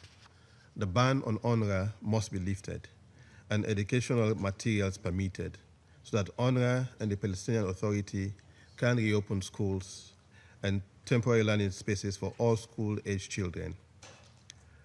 A priority should be the reopening of the medical corridor to the West Bank and East Jerusalem, with guarantees of return for treated patients and caregivers.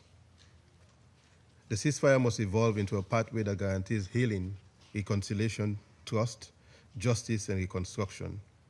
In this regard, we call upon relevant actors, including UN member states, regional organizations, and the international financial institutions to mobilize momentum and resources for the reconstruction of Gaza. Thirdly, Sierra Leone reiterates that a just and lasting peace is only achievable through a two-state solution, with Israel and Palestine living side by side in peace and security. The International Court of Justice advisory opinion, including of 19 July 2024, provides important legal contours relevant to ending the conflict and ensuring respect for international law. The New York Declaration on the Peaceful Settlement of the Question of Palestine and the implementation of a two-state solution, overwhelmingly endorsed by the General Assembly on 12 September 2025, offers a political framework to advance that vision. We further take note of the recent political initiatives, including President Trump's comprehensive peace plan and the Sharm el-Sheikh Peace Summit, and other proposals as input for future dialogue, while underscoring that the inalienable right of the Palestinian people to self-determination and statehood must remain central to all engagement. Peace in Gaza must be matched by stability in the West Bank, including East Jerusalem, where tensions have heightened since 21st January 2025 due to Israel's Operation Iron Wall, with a focus on counterterrorism measures. This operation, coupled with settler violence, demolitions, and seizures of Palestinian-owned properties, together with severe movement and access restrictions, have hampered civilians and impeded humanitarian work. These dynamics must be addressed to prevent further deterioration and to maintain the viability of a negotiated two-state solution. We are concerned by reports that the bill applying Israel's domestic law to the occupied West Bank, an act equal to formal annexation of Palestinian territory, has received preliminary approval in the Knesset. While this may be the first of 4 required readings before it becomes law, such a step undermines efforts to build confidence, sustain the ceasefire, and preserve a credible path towards a just and lasting peace. For the avoidance of doubt, the occupation remains illegal under international law, and any measure that seeks to alter the demographic, legal, or territorial status of the occupied Palestinian territory are equally without legal validity and constitute a clear violation of international law and relevant UN resolutions. Fourthly and finally, Decisions about Palestine must include Palestinians, their institutions, leadership, and civil society in ways that ensure ownership, legitimacy, and consent. No durable settlement can be achieved without the full and meaningful participation of the Palestinian people in shaping their future. In closing, Mr. President, this Council should continue to support the parties and the mediators to ensure the full implementation of all phases of the agreement, uphold international law, and advance accountability for violations against civilians. A detailed briefing to the Council on the agreement implementation will assist in sustaining focus and ensuring compliance. Sierra Leone will continue to support efforts in the Council to sustain the present calm, relieve humanitarian suffering, and help lay the groundwork for a comprehensive, just, and lasting peace. I thank you. Я благодарю представителя Сьерра-Леоне за его выступление. Сейчас предоставляю слово представителю Республики Корея. Thank you, Mr. President. I would also like to thank Deputy Special Coordinator Alakbaro for his comprehensive briefing. Mr. President, the Republic of Korea welcomes the release of hostages in Gaza, as well as the implementation of the ceasefire earlier this month, and commend the enormous efforts by mediating countries, the US, Qatar, Egypt, and Turkey. We also appreciate the efforts made by President Trump to promote peace in the Middle East, as shown in the comprehensive plan to end the Gaza conflict and the Trump Declaration for Enduring Peace Prosperity. 10 days ago, the entire world witnessed what political will can bring about. All 20 living hostages who have been brutally held by Hamas for 2 years were finally reunited with their beloved ones, including those who briefed the Security Council in this chamber. The hard-won ceasefire could also bring a long-awaited respite to Palestinians in Gaza. Many of them could finally return to where their homes once stood, as elevated levels of humanitarian aid began to flow based on UN system. The Republic of Korea strongly believes that this achievement must serve as the starting point to rebuild peace and stability in the region. We urge the parties to this conflict in Gaza to strictly abide by the agreement and faithfully engage in the negotiations to achieve the second phase of the ceasefire. Reiterating our clear condemnation of the terrorist attack by Hamas 2 years ago, we reaffirm our belief that, in accordance with the comprehensive plan to end the Gaza conflict, as well as the New York Declaration, Hamas must not serve any role in future governance of Gaza and must lay down its weapons. We also urge Hamas to exert all efforts to locate and return the bodies of the deceased hostages. And also Israel must also comply with its commitment, including complete suspension of all military operations, full entry of humanitarian aid through all available routes, and withdrawal to agreed lines. At the same time, the humanitarian work of UN agencies, including UNRWA, must be ensured as detailed in the list of ICJ advisory opinion. In this regard, the Republic of Korea expresses its grave concern over the incident on Sunday relating to the deadly airstrikes by IDF in Rafah, responding to attacks against it, and also gravely concerned about the public execution carried out by Hamas in Gaza. We again call on both parties to abide by a ceasefire agreement. To this end, as a member of the Security Council, the Republic of Korea would like to express its willingness to actively participate in any Council discussions to support the ceasefire and relevant arrangement, including the deployment of the International Stabilization Force based on the comprehensive plan. Mr. President, for the last 2 years, we witnessed a dangerous circle of escalation and violence sweeping across the region. Thus, we must seize this important moment to end the vicious circle of regional strife and open a path toward genuine peace and security. We believe that the two-state solution is the only possible way to ensure peace, stability, and dignity for all in the Middle East. In this respect, we stressed our firm position that establishment of settlement in occupied Palestinian territory has no legal validity and constitutes a flagrant violation under the international law. We call on Israel to cease all settlement activities and demolition of the Palestinian homes, and to take measures to punish the unjustifiable violence by settlers, including those targeting Palestinians participating in annual West Bank olive harvest. The Palestinian Authority should also do more to carry out its reform, and Israel must fulfill its obligation with regard to its relation with PA, including the transfer of the tax revenues.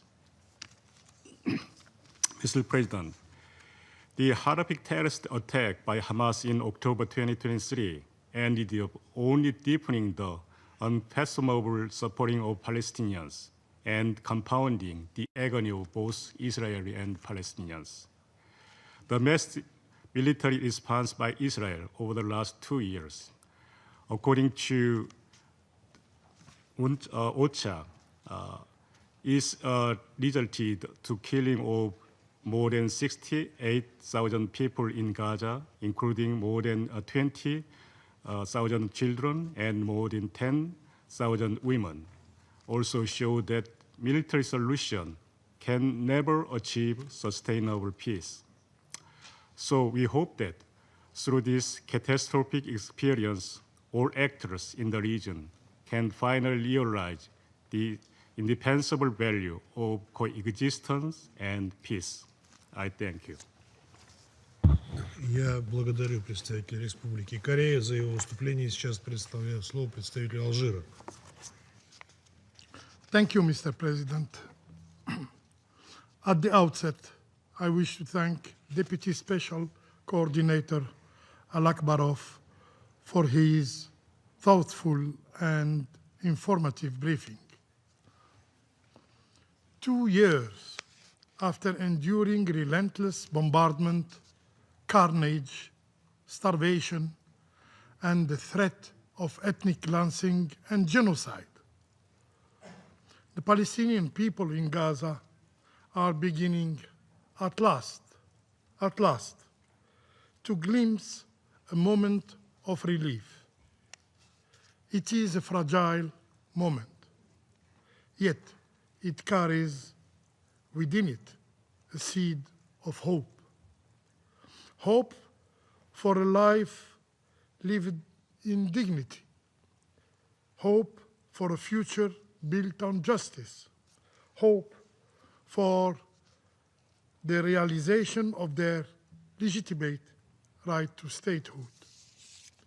In this regard, we welcome the tireless effort of the mediators, the United States, Egypt, Qatar, and Turkey, whose dedication helped bring about the ceasefire, release of the hostages, and exchange of Palestinian prisoners. We express our support for their continuing effort to preserve ceasefire and to ensure that humanitarian assistance reach every corner of Gaza without delay, without obstruction. We call on all parties to honor their commitments to maintain the ceasefire and to guarantee unhindered humanitarian access with the participation of credible humanitarian actors, including UNRWA, that is pivotal for the UN action. In this regard, we recall also the obligation of Israel, the occupying power, as reaffirmed in the advisory opinion issued yesterday by the International Court of Justice. Gazans need respite. They need time to heal. They need to rebuild their homes. They need to reopen their schools. They need to restore the rhythm of ordinary life. There, the scale of destruction is beyond imagination. The social and human toll is immense. Hundreds of thousands displaced, families shattered, children without classrooms, and unemployment at unprecedented levels. The reconstruction of Gaza must therefore become a collective mission. It requires the full mobilization of the international community, guided by solidarity, compassion, and vision of justice. Algeria will take its share in this endeavor, but rebuilding Gaza must not end with bricks and concrete. It must open a political horizon, a path leading toward a just and lasting peace, embodied in the establishment of an independent, a sovereign state of Palestine. Palestinian cannot continue to be overlooked or simply ignored. Mr. President, while attention is rightfully focused on Gaza, we cannot overlook the alarming development in the West Bank. Yesterday's vote in the Israeli Knesset to advance bill aimed at annexing the West Bank exposes once again, the colonial nature of the occupation. It represents a blatant attempt to legitimize settlements in flagrant violation of international law and also of relevant Security Council resolution. We strongly condemn these actions and call upon the international community, and in particularly this Council, to uphold its responsibility to safeguard the prospect for a just and viable two-state solution. Continuing settlement expansion, settler violence, and annexation measures are gravely endangering peace efforts and undermining the very basis of a future Palestinian state. These acts stand in defiance of international law and against the resolve of the global community, which are clearly reaffirmed its support for Palestinian statehood through an ever-growing wave of recognition. Mr. President, what is now required is the launch of a serious, credible, and time-bound peace process, one that leads without ambiguity, without delay, to the realization of the state of Palestine, Returning to the statu quo before October 7 is not acceptable. Returning to the blockade is not acceptable. Returning to the denial of Palestinian rights is not acceptable. Impunity and disregard for international law are not acceptable. Justice, freedom, peace, and dignity for the Palestinian people are not only necessary, they are inevitable. I thank you. Я благодарю представителя Алжира за его выступление. Сейчас предоставляю слово представителю Греции. Thank you, President. And thank you, Deputy Special Coordinator Alvaro, for your briefing. At long last, a ceasefire is now in place in Gaza and the hostages are now free.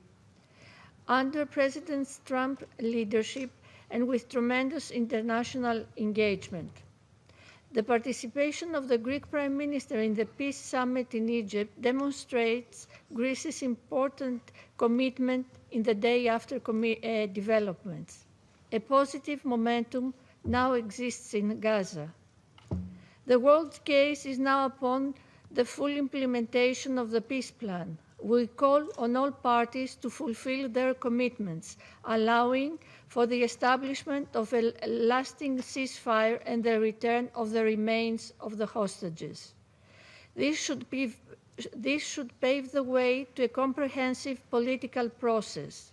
The international community should ensure the Palestinians have full ownership in all aspects of the agreement, be it recovery, reconstruction, and governance.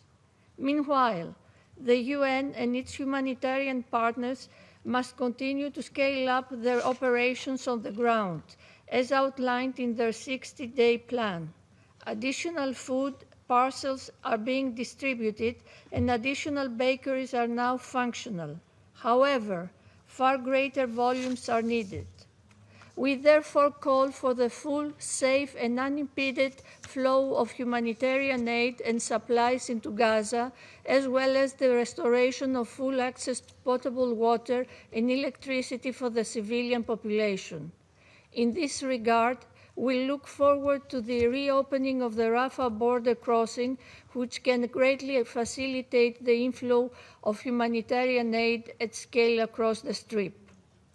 The role of the UN and its agencies remains crucial and irreplaceable, as confirmed by the advisory opinion of the ICJ issued yesterday. Notably, the role of UNRWA, toward which Greece has consistently contributed and has recently increased its contribution as it advances along the implementation of the Colonna recommendations. Similarly, we support initiatives such as the Cyprus-led Almathea Maritime Humanitarian Corridor. They can effectively contribute to the direct delivery of humanitarian aid complementing land routes. Greece stands ready to contribute to the reconstruction of Gaza and the flow of humanitarian aid, as was stated by our foreign minister during his meeting with his Palestinian counterpart in Athens. At the same time, incidents over the past weekend have demonstrated that the ceasefire is fragile. Diplomacy has delivered. It is now up to the parties to uphold their obligations and demonstrate caution and restraint. The envisaged US-led International Stabilization Force provides for a promising prospect in support of peace. As the custodian of international peace and security, this Council is the appropriate body to mandate this force. Greece will engage constructively in relevant consultations on the next steps. President, the time has come to forge a path towards lasting peace and security based on the two-state solution. The international community reaffirmed its overwhelming support for the two-state solution at the high-level conference co-chaired by France and the Kingdom of Saudi Arabia last month. Our side is now fixed on the activation of the peace plan's second phase, one which can establish sustainable peace and prosperity in the region. We rejoiced at the sight of freed Israeli hostages embracing their loved ones. We now expect Hamas to comply fully with the terms of the agreement and proceed with the immediate return of all the deceased adhering to the terms. Under the peace plan, Hamas is given a chance to decommission the weapons and leave Gaza. The recent appalling footage of brutal public executions committed by Hamas, as well as the skirmishes against rival factions in Gaza, make the issue of Hamas disarmament most imperative. It can have no role, direct or indirect, in the governance of Gaza. A viable alternative to its devastating rule in Gaza is sorely needed. A reformed and empowered Palestinian Authority, which Greece fully supports, is an indispensable and credible partner for peace. President, despite these developments, we cannot deviate our attention from the West Bank. According to the UN Human Rights Office, there is a clear increase of severe attacks by armed extremist settlers in the West Bank, 2 weeks into the start of the 2025 harvest. Settlement expansion and settler violence, including against Christian communities, are causes for grave concern.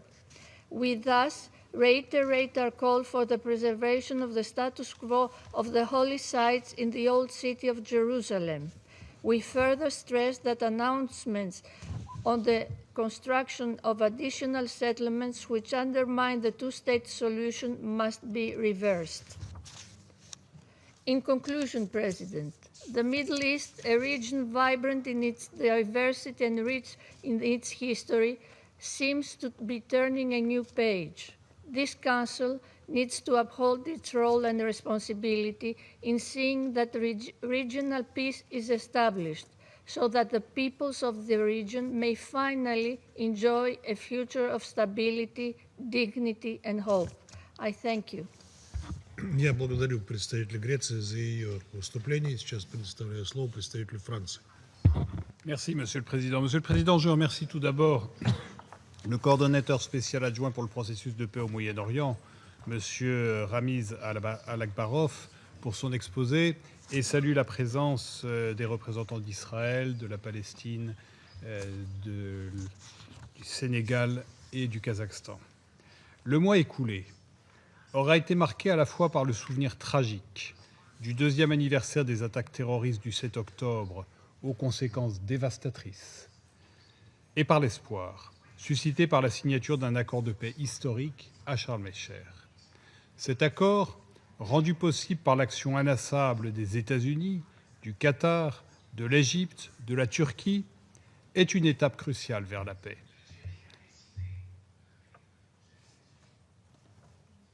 Il ouvre une perspective, un cessez-le-feu permanent, la libération de tous les otages et un accès humanitaire immédiat et sans entrave.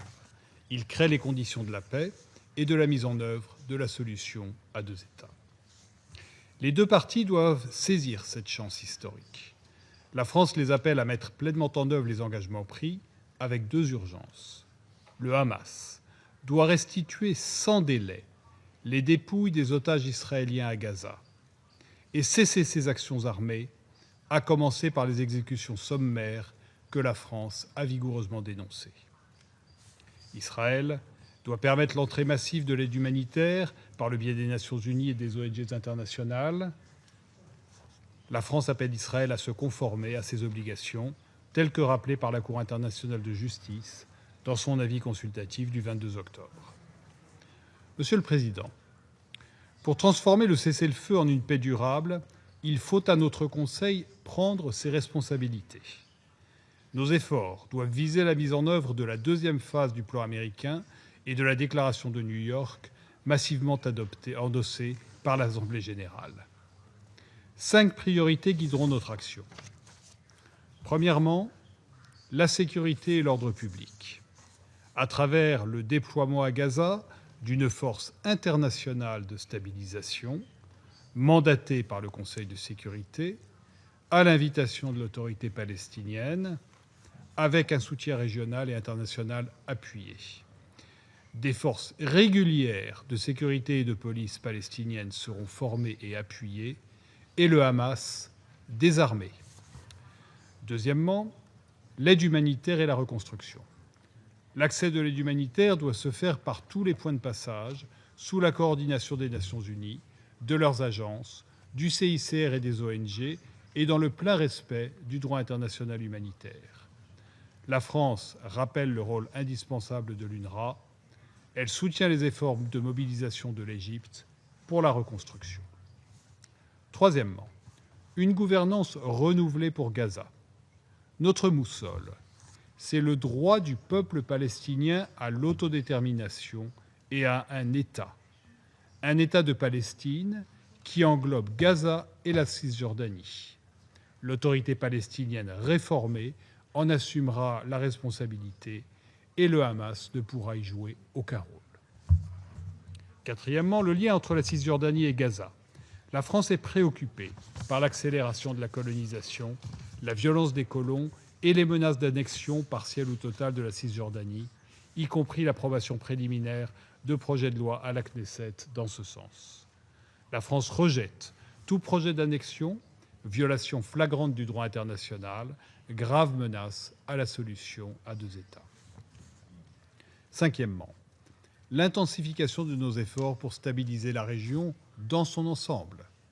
Au Liban, les autorités ont pris des décisions historiques courageuses pour assurer le monopole de l'État sur les armes.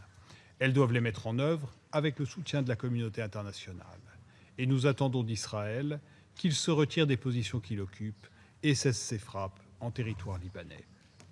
La réinsertion de la Syrie dans son environnement régional contribuera à la stabilité du Proche-Orient. La France salue le rapprochement avec le Liban, nouveau chapitre fondé sur le respect mutuel. Nous appelons là encore Israël à cesser ses incursions sur le sol syrien et à se retirer de la zone occupée. Monsieur le Président, il appartient au Conseil de sécurité de se saisir de ce moment historique, comme l'y appelle la Charte, pour en faire le point de départ d'un avenir différent pour le peuple de la région, un avenir de paix, de sécurité, de progrès humain pour tous. Je vous remercie. Я благодарю представителя Франции за его выступление. Прежде чем продолжить наше заседание, я хочу напомнить всем ораторам о необходимости ограничивать продолжительность своих выступлений 3 минутами с тем, чтобы Совет мог оперативно завершить свою работу. И сейчас я предоставляю слово его превосходительству господину Коле Секу, председателю Комитета по осуществлению неотъемлемых прав палестинского народа. Je vous remercie, Monsieur le Président. Je vous félicite et remercie M. Alakbarov pour son exposé. Nous sommes à un moment charnière.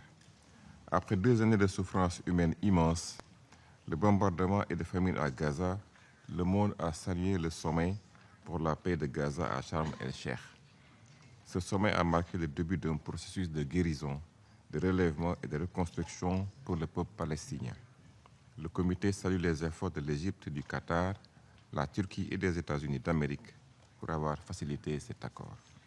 Cependant, depuis la signature du cessez-le-feu, 97 Palestiniens ont été tués et 230 blessés à Gaza.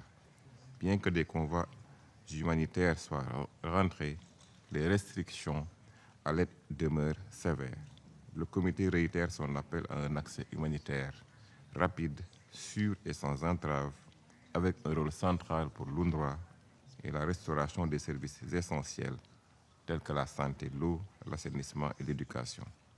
Le comité appelle Israël à respecter pleinement ses obligations juridiques au titre du droit international, humanitaire et de la Convention sur les privilèges et immunités diplomatiques des Nations Unies. Il souligne l'importance de l'avis consultatif rendu le 22 octobre 2025 par la Cour internationale de justice, qui doit être respecté scrupuleusement. La souffrance du peuple palestinien doit cesser immédiatement. Les deux peuples doivent pouvoir regarder vers l'avenir avec espoir et sécurité. Le cessez-le-feu doit être permanent et irréversible et le blocus de Gaza levé définitivement. Le comité appelle les États membres à soutenir la pleine mise en œuvre du cessez-le-feu, à assurer la reddition des comptes et à créer les conditions du relèvement et de la reconstruction. Le Conseil de sécurité a un rôle central à jouer, notamment dans le déploiement d'une mission de paix chargée de protéger les civils, de garantir le cessez-le-feu, de faciliter le retrait de l'armée israélienne et l'accès humanitaire. Pendant ce temps, la violence s'aggrave en Cisjordanie et à Jérusalem-Est et la colonisation se poursuit. L'occupation du territoire palestinien doit cesser maintenant. La date limite de septembre 2025, demandée par la CIJ et fixée par la résolution ES 1024 de l'Assemblée générale, est dépassée. Nous espérons que le cessez-le-feu apportera une paix durable dans toute la Palestine occupée, y compris la Cisjordanie. La communauté internationale s'est exprimée à la conférence internationale pour le règlement de la question de Palestine, co-présidée par la France et l'Arabie saoudite. La déclaration de New York issue de cette conférence constitue une feuille de route pour préserver la solution des deux États et garantir la continuité du territoire de l'État de Palestine. Aujourd'hui, 159 pays reconnaissent l'État de Palestine, confirmant un large consensus international. Le comité va persévérer dans son soutien au peuple palestinien pour la réalisation de son droit inaliénable à l'autodétermination et à la création d'un État souverain et indépendant avec Jérusalem-Est pour capitale.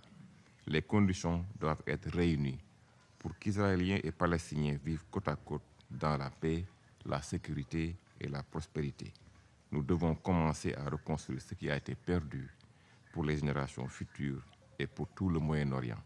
Il est temps de regarder vers un nouvel avenir pour le peuple palestinien, mais aussi de reconnaître la tâche morale que ces 2 années ont laissée sur notre conscience collective et de dire haut et fort, plus jamais ça. Je vous remercie, Monsieur le Président. Я благодарю господина Сека за его выступление. Сейчас предоставляю слово представителю Казахстана. Thank you, Mr. President. I wish to commend the Russian Federation for its leadership of the Council during this critical month. I also thank Mr. Ramiz Alakbarov for his valuable briefing. For the first time in 2 years, we see genuine hope for peace in Gaza and the wider region. Kazakhstan joins the international community in welcoming this historic agreement that has secured the release of all hostages and holds the promise of a lasting ceasefire based on the peace proposal of President Donald Trump. This breakthrough was made possible by the much appreciated tireless mediation and coordinated diplomacy of the United States, Egypt, Qatar, and Turkey.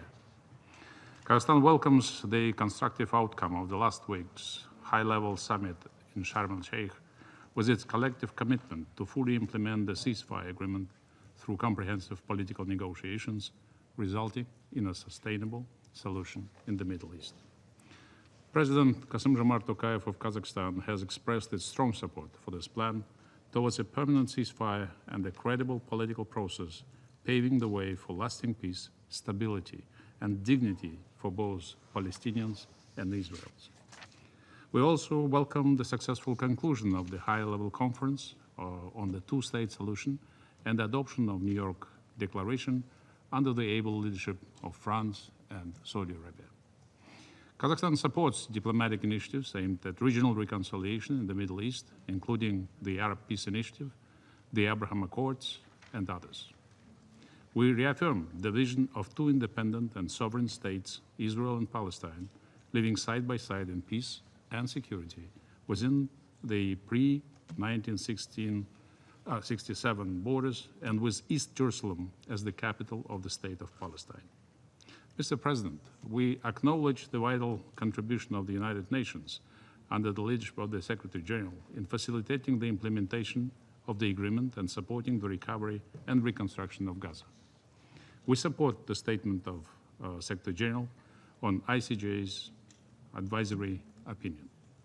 The humanitarian situation in Gaza remains grave, and sustained efforts are needed to ensure unimpeded access to aid and other services.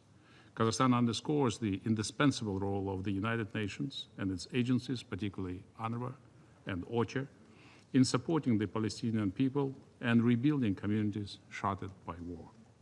We also believe that peace in Gaza must become a catalyst for human security and broader regional stability in the context of other protracted crises in Iraq, Lebanon, Syria, and Yemen. Finally, Kazakhstan reaffirms its readiness to continue constructively to achieve a comprehensive, just, and lasting peace in the Middle East in full accordance with the UN Charter. I thank you. Я благодарю представителя Казахстана за его выступление. Сейчас предоставляю слово представителю Египта. خالص الشكر سيد الرئيس. بداية نتوجه بالشكر إلى روسيا الاتحادية على جهودها المقدرة في رئاسة المجلس هذا الشهر، وأثمن الإحاطات المقدمة اليوم بشأن الوضع في الشرق الأوسط. سيد الرئيس، لقد طالت التبعات السلبية للصراعات في الشرق الأوسط أمن واستقرار العديد من شعوب المنطقة، والتي تتساءل بشكل مشروع عن آفاق تصفية الأزمات المزمنة في المنطقة منذ عقود، وعن مصير وحقوق الأجيال الحالية والقادمة.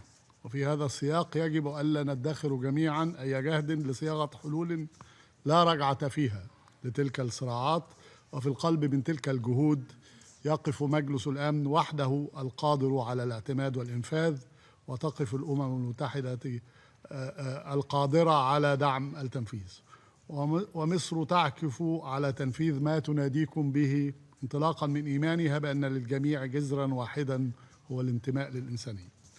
لقد كانت مصر بتاريخها التليد رائدة في الانفتاح على مختلف الشعوب والثقافات، ثابتة الإيمان بنهج السلام خيارا استراتيجيا، سلام صنعته بتضحيات أبنائها وفرضته بإرادتها وصانته بقوتها، إيمانا منها بأن قوة المنطق أسمى من منطق القوة، وأن العالم يتسع للجميع، سلام الأقوياء القائم على الحق والعدل والتوازن والندية وعلى احترام حقوق الغير وقبوله.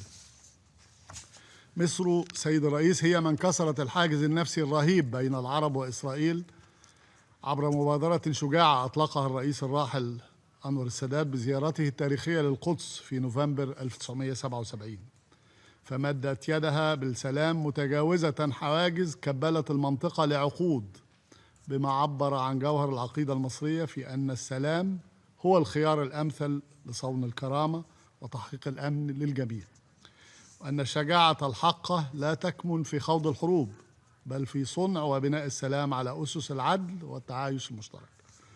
ومصر اليوم هي أيضا من استضافت في لحظة فارقة من تاريخ منطقتنا قمة السلام بشرم الشيخ في 13 أكتوبر الحالي لإنهاء الحرب في غزة، خطوة تاريخية حاسمة نحو طي صفحة حرب أليمة لا منتصر فيها، لبدء صفحة جديدة تتجسد فيها الإرادة الجماعية للمجتمع الدولي في تحقيق السلام والاستقرار في الشرق الأوسط. وتعرب مصر عن خالص الشكر والتقدير لجهود الولايات المتحدة الأمريكية بقيادة الرئيس ترامب وطرح خطته المقدرة والحكيمة لإنهاء الحرب في غزة وفتح آفاق تحقيق السلام والاستقرار. كما تشكر مصر كل الأطراف التي شاركت في قمة شرم الشيخ، وتشيد بالجهود المضنية للأشقاء في دولة قطر والجمهورية التركية بما أسهم في التوصل لاتفاق إنهاء الحرب. وتؤكد مصر عزمها مواصلة جهودها المكثفة في دعم تنفيذ اتفاق إنهاء الحرب، وتحذر من التبعات بالغة الخطورة ومغبة عدم الالتزام الحرفي بما تم التوصل إليه في قمة شرم الشيخ. تدعو جميع الأطراف إلى الوفاء بتعهداتهم المتعلقة بترتيبات وقف إطلاق النار ونفاذ المساعدات الإنسانية بدون عوائق وبالكميات التي تلبي احتياجات أشقائنا الفلسطينيين، وتكثيف الجهود على صعيد بدء جهود التعافي المبكر وإعادة إعمار قطاع غزة. وستقوم مصر باستضافة المؤتمر الدولي للتعافي المبكر وإعادة الإعمار والتنمية في غزة في شهر نوفمبر المقبل بالتنسيق مع الأمم المتحدة والشركاء الإقليميين والدوليين بهدف حشد الدعم اللازم لتمويل عملية إعادة الإعمار وتوفير مقومات الحياة الكريمة لأشقائنا الفلسطينيين. سيد الرئيس، أثبتت العقود الماضية أن استمرار الاحتلال وغياب الأفق السياسي لن يجلب سوى المزيد من الحروب، ولذا تدين مصر بأشد العبارات مصادقة الكنيست الإسرائيلي على مشروعي قانونين يهدفان إلى فرض ما يسمى بسيادة الإسرائيلية على الضفة الغربية المحتلة وعلى المستوطنات الاستعمارية الإسرائيلية غير القانونية، باعتبار ذلك انتهاكا صارخا للقانون الدولي وقرارات الشرعية الدولية التي أدانت ولعقود جميع الإجراءات الإسرائيلية الرامية إلى تغيير التركيبة الديمغرافية وطابع قانوني للأرض الفلسطينية المحتلة منذ عام 67، بما في ذلك القدس الشرقية، وهو ما أكد عليه الرأي الاستشاري الصادر عن محكمة العدل الدولية في يوليو 2024، والذي قطع بعدم شرعية الاحتلال الإسرائيلي للأراضي الفلسطينية وبطلان كافة الممارسات الإسرائيلية بما في ذلك بناء المستوطنات وضم الأراضي في الضفة الغربية المحتلة، وطالب إسرائيل بإنهاء وجودها غير القانوني في كافة الأراضي الفلسطينية. كما نرحب بالرأي الاستشاري لمحكمة العدل الدولية الصادر أمس بشأن التزامات إسرائيل في الأراضي الفلسطينية المحتلة، والذي أكد على أن القانون الدولي يحظر على القوة القائمة بالاحتلال تهجير الشعب الفلسطيني قسرا من أراضيه أو تجويعه أو استخدام الغذاء كسلاح حرب، ويلزمها بتوفير المساعدات ومواد الإغاثة الإنسانية وكافة مقومات الحياة، وعدم إعاقة بل وتسهيل وتيسير عمل كافة هيئات الأمم المتحدة في الأراضي الفلسطينية المحتلة وفي مقدماتها الأونروا، وذلك اتساقا مع المسؤولية الدائمة للأمم المتحدة عن القضية الفلسطينية. تؤكد مصر مجددا حتمية منح الشعب الفلسطيني الشقيق كافة حقوقه غير القابلة للتصرف، وفي مقدماتها حق تقرير المصير وتجسيد دولته المستقلة على خطوط 4 يونيو لعام 1967 وعاصمتها القدس الشرقية استنادا إلى المرجعيات الدولية ذات الصلة. كما تشيد مصر بالمخرجات الإيجابية لمؤتمر نيويورك بشأن حل الدولتين برئاسة مقدرة من السعودية وفرنسا، وتعرب عن تقديرها للزخم الدولي المتنامي الداعم للاعتراف بدولة فلسطين لتعيش في أمن وسلام جنبا إلى جنب مع إسرائيل على نحو يحقق أمن الشعبين ويوفر واقعا جديدا لشعوب المنطقة يمكن قبوله والتعايش معه. سيد الرئيس، تحقيق السلام في عموم المنطقة يقتضي انسحاب إسرائيل من جميع الأراضي العربية المحتلة بما في ذلك الجولان السوري المحتل، وتنفيذ قرارات مجلس الأمن ذات الصلة. وتدين مصر التغولات والاعتداءات الإسرائيلية المتكررة على الأراضي السورية، وكذلك الانتهاكات اليومية لإعلان وقف الأعمال العدائية في لبنان وما يصاحبه من خروقات جوية وبرية متكررة واحتلال لمواقع حدودية وإنشاء مناطق عاذلة داخل الأراضي اللبنانية، ويمثل خرقا واضحا للقرار 1701 وانتهاكا لسيادة لبنان ووحدة أراضيه. وتؤكد مصر تضامنها مع سوريا ولبنان في حقهما المشروع في حماية سيادتهما وأمنهما واستقلالهم.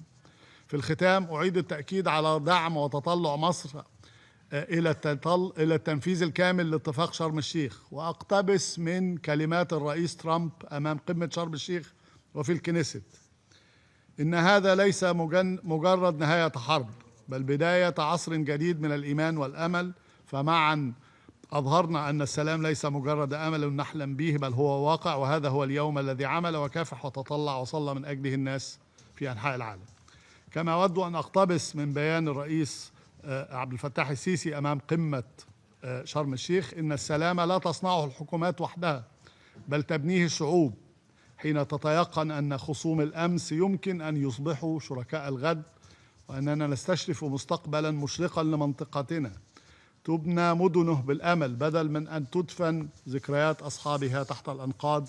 أمامنا فرصة تاريخية فريدة وقد تكون الأخيرة للوصول إلى شرق أوسط خال من كل ما يهدد استقراره وتقدمه، شرق أوسط تنعم فيه جميع الشعوب بالسلام والعيش الكريم ضمن حدود آمنة وحقوق مصانة. وانطلاقا من تلك الرؤية الحكيمة لقادتنا وبدعم وإسهام من المجتمع الدولي بأسره، سيد الرئيس، يتحقق السلام وتنعم كل شعوب المنطقة بالأمن والاستقرار. آسف للإطالة وخالص الشكر سيد الرئيس. Я благодарю представителя Египта за его выступление и хочу еще раз напомнить всем ораторам о необходимости ограничивать продолжительность своих выступлений 3 минутами. Настоятельно прошу их это делать. Я не хочу применять прерогативу председательства и прерывать вас. Сейчас я предоставляю слово представителю Индонезии. Thank you, Mr. President. I would like to thank Russia for convening this meeting and the briefers for their valuable insights. Indonesia welcomes the recent ceasefire agreement in Gaza as a ray of hope after unimaginable loss. Yet, this is only a first step of a long road ahead. And the compass is clear: the realization of the two-state solution and the inalienable rights of the Palestinian people. Mr. President, tens of thousands of Palestinians are streaming back into northern Gaza, but they return to an unrecognizable land. 92% of residential buildings in Gaza have been destroyed, 125 hospitals and clinics are now in ruin, and over 86% of cropland was damaged. The task of this council is therefore a profound one: ensuring that the ceasefire is fully observed, allowing the rebuilding of Gaza and restoring the dignity of all civilians, that all parties fully implement the peace agreement with the ultimate objective of lasting peace in Palestine based on the two-state solution. Against this backdrop, allow me to highlight 3 points. First, permanent ceasefire must be maintained as a prerequisite for sustained recovery. It must be respected to ensure unhindered, at-scale, and safe flow of humanitarian assistance throughout Gaza. The UN-led humanitarian efforts must be protected without obstacles. The role of UNRWA remains indispensable. Its mandate and funding must be supported, as its work sustains millions of lives every day. In this vein, Indonesia welcomes the ICJ advisory opinion released just yesterday on Israel's obligations regarding the presence of the UN and other entities in the OPT. Second, genuine peace must be fostered. The Security Council, as the cornerstone of multilateralism for the maintenance of international peace and security, must contribute and play its role. This council must also work to secure that peace will end the occupation and fulfill the Palestinian rights to self-determination. Indonesia stands ready to contribute 20,000 personnel on the ground to credible peace monitoring missions once it is decided by the Council. We believe that peace must be protected by presence, not just promises. This will be our contribution to provide necessary security space for comprehensive peace plan negotiation. We urge the Security Council to lead and work toward this endeavor. Third, the last point, the future of Palestine belongs to the Palestinian. We must invest in Palestine's readiness to govern its future state and to lead its own destiny. For our part, Indonesia has continuously supported the Palestinian people. The Security Council must support this by ensuring that the question of Palestine remains high on its agenda towards the realization of two-state solution based on UN resolutions and internationally agreed parameters. Mr. President, as we celebrate the UN 80th anniversary, the question of Palestine remains the definitive test of whether this organization can fulfill its promise to the Palestinian. It is time for us to bring peace to the Palestinians. I thank you, Mr. President.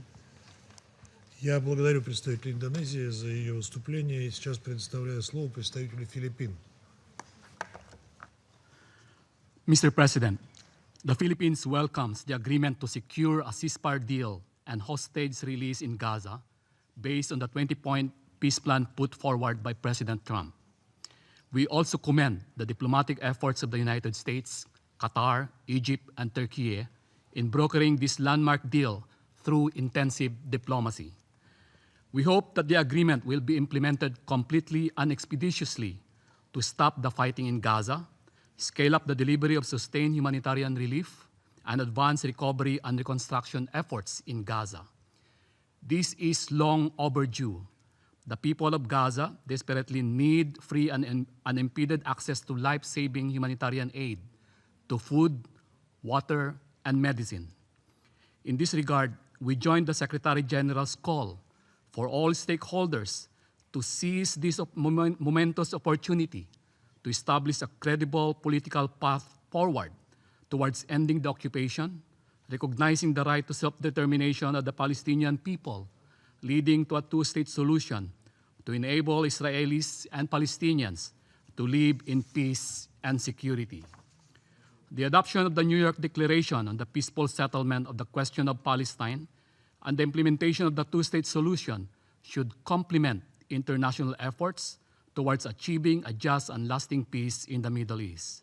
The Philippines joins member states in thanking France and Saudi Arabia for their commendable leadership in organizing the international conference that produced the New York Declaration.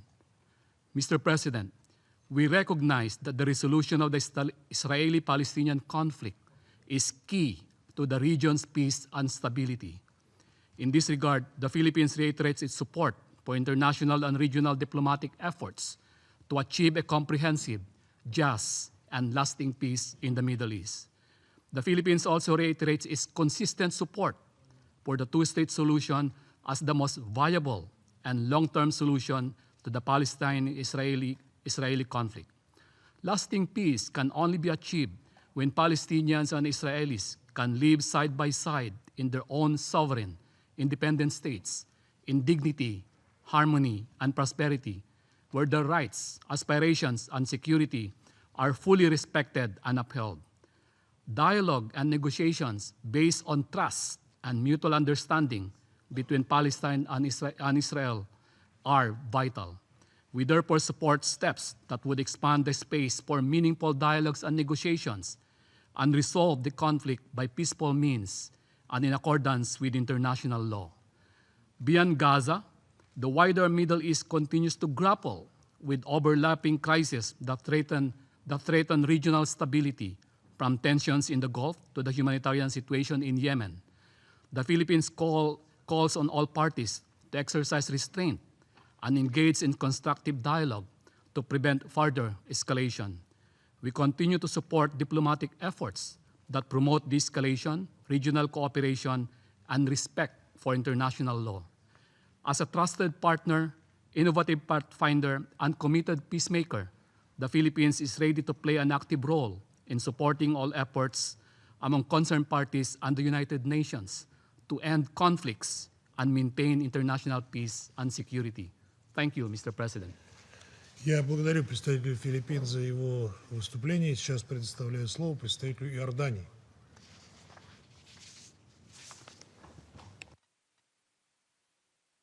شكرا سيد الرئيس، وأود بداية أن أهنئكم على تولي مهامكم برئاسة هذا المجلس لهذا الشهر.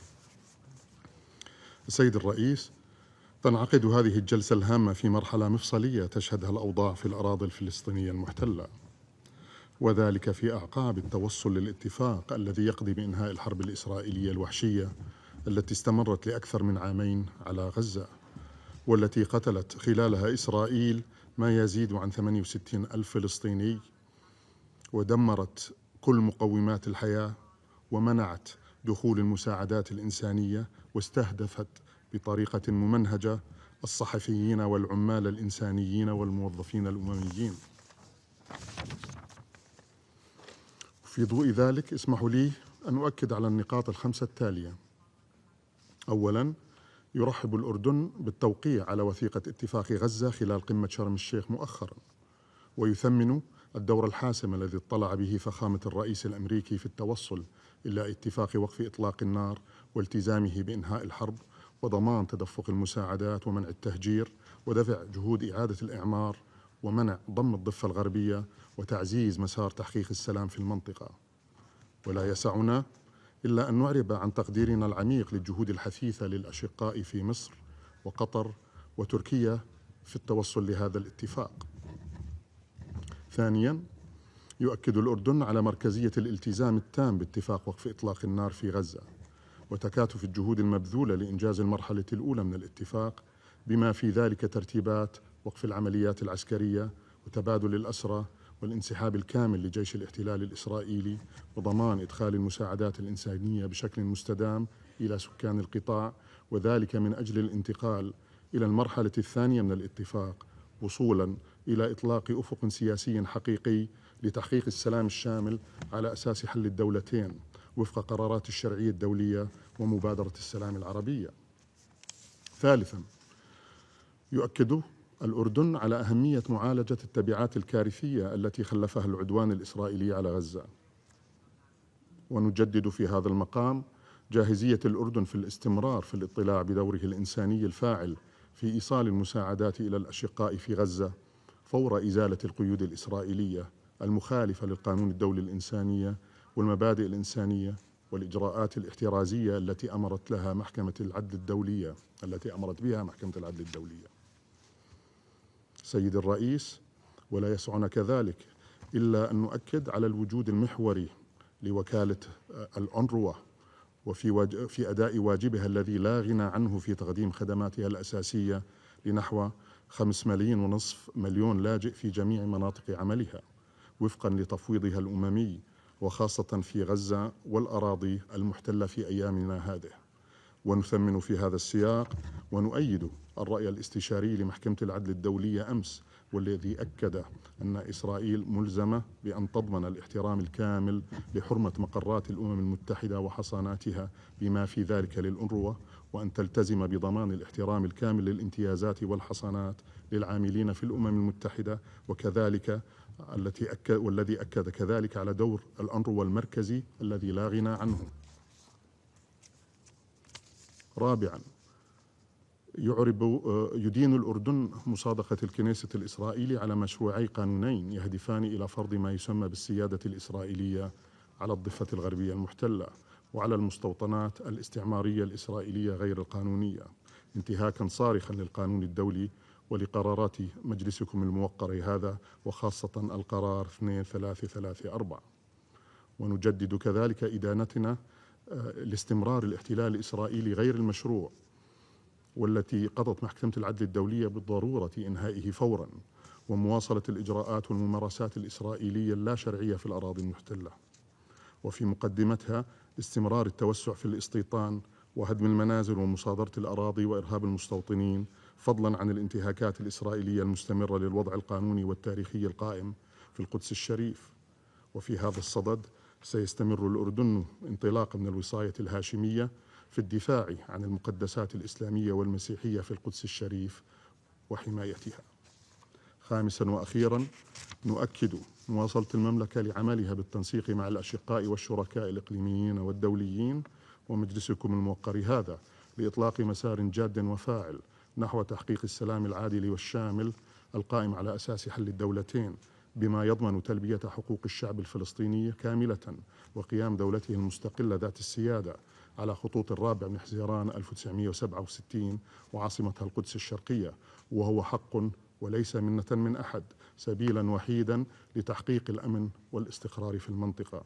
ولا يسعنا إلا أن نشدد على أهمية دور مجلسكم الكريم في تحقيق ذلك عملا بالمسؤوليات المنوطة بكم في صون السلم والأمن الدوليين وفقا لميثاق الأمم المتحدة. شكرا سيد الرئيس. Я благодарю представителя Иордании за его выступление. Сейчас предоставляю слово представителю Австрии. Thank you, Mr. President. Mr. President, Excellencies, colleagues, the latest developments in the Middle East give rise to a long-awaited sense of hope. Hope that many had already lost. Hope for the hostages and their families, that some of their wounds will heal someday after being held under inhumane and intolerable conditions by Hamas. Hope for the civilians in Gaza enduring unbearable suffering, many of them displaced multiple times and their livelihoods destroyed. And hope for all people in the Middle East that a different region and a different logic is possible. A region in which Israelis and Palestinians alike can live in two democratic states in peace, safety, prosperity, dignity, and the full enjoyment of their human rights. Austria therefore commends the leadership of the United States, as well as the contributions by Egypt, Qatar, Turkey, and others to end this horrible war and bring the hostages home. Austria stands ready to do its part for the implementation of the agreement and to forge a way forward towards peace. Let me highlight 3 points for the way forward. First, the deal must be implemented swiftly and fully. We express our sincere hope and expectation that all parties uphold their commitments in good faith and without delay. Life-saving humanitarian aid must reach every person in need in Gaza immediately and at scale. We welcome the efforts by the United Nations to deliver humanitarian aid as quickly as possible. The UN must be able to carry out their work without restrictions and impediments. Hamas must do everything to return the remains of all deceased hostages without any delay. Austria supports the envisioned stabilization mission for Gaza. The Security Council has an essential role to play and should provide the legal and political framework necessary to make this mission credible and effective. Second, Gaza needs our support in the medium term. The reconstruction will require massive and concerted efforts from many partners. Austria stands ready to contribute to these efforts, together with our European partners, partners from the region and beyond. But let me also be clear, Hamas has no place in Gaza's future governance. It must disarm and relinquish control once and for all. Austria, also via the European Union, will continue to support the Palestinian Authority to help address its most pressing needs, but also to build institutional capacities and implement its necessary reform agenda for the PA to take over the governance of Gaza in the medium term. A reformed and strong Palestinian Authority is also in the interest of Israel. UNRWA will continue to be a stabilizing factor in the region, not least through the delivery of educational and health services until a comprehensive political arrangement has been reached. Austria will continue to support UNRWA during this period and calls on the agency at the same time to continue on its path for reforms in line with the recommendations of the Colonna report. And finally, on the long-term perspective for a two-stage solution, the only sustainable objective is a negotiated two-state solution in which two independent states, Israel and Palestine, live side by side in peace and security.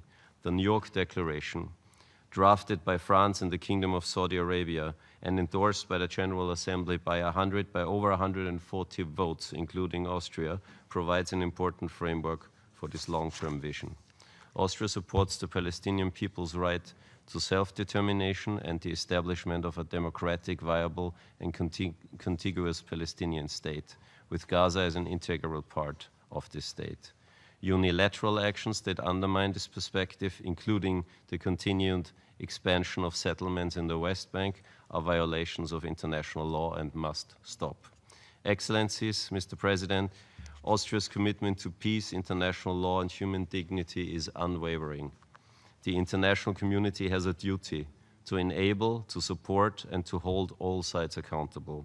You can count on Austria to continue standing on the side of peace, justice, and humanity. I thank you. Я благодарю представителя Австрии за его выступление. Сейчас предоставляю слово представителю Исламской Республики Иран. In the name of God, the compassionate, the merciful, Mr. President, since this is the first time I will take the floor this month, I would like to extend my sincere congratulations to the Russian Federation for assuming the presidency of the Security Council this month and commend you. Mr. President, the Israeli occupying regime has become a manifest and serious threat to regional and international peace and security. For over 2 years, the people in Gaza has endured an unprecedented and all-out war of extermination by this regime. During this time, Israel has engaged in systematic, indiscriminate, and disproportionate bombardment of innocent people. More than 68,000 innocent Palestinians have been killed.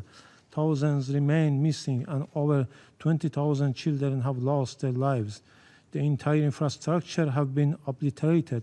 Hospitals, schools, and water systems have been reduced to rubble. In fact, Gaza has been transformed into a landscape of devastation, a living testament of unbridled impunity. With the end of military operation in Gaza, the world is only beginning to grasp the full extent of the devastation left behind. Mr. President, Israeli aggression and criminal acts are not confined to Gaza. Islamic Republic of Iran has also been a direct target of Israeli aggression. Between 13 to 24 June, Israel launched unprovoked and large-scale attack against residential area, hospitals, and peaceful nuclear facilities under full IAEA safeguards. As a result of this indiscriminate and unlawful attack, 1,100 innocent civilians, including 132 women and 45 children, have lost their lives, and more than 5,700 others have been injured. Mr. President, the Islamic Republic of Iran supports every credible initiative aimed at ending the genocide in Gaza, ensuring the complete withdrawal of the occupying forces, establishing a permanent ceasefire, facilitating the unhindered delivery of humanitarian aid, and restoring the inalienable and fundamental right of the Palestinian people. The ending war against people in Gaza, however vital, does not absolve member states and competent international bodies of their shared legal, moral, and humanitarian obligation to ensure justice and accountability.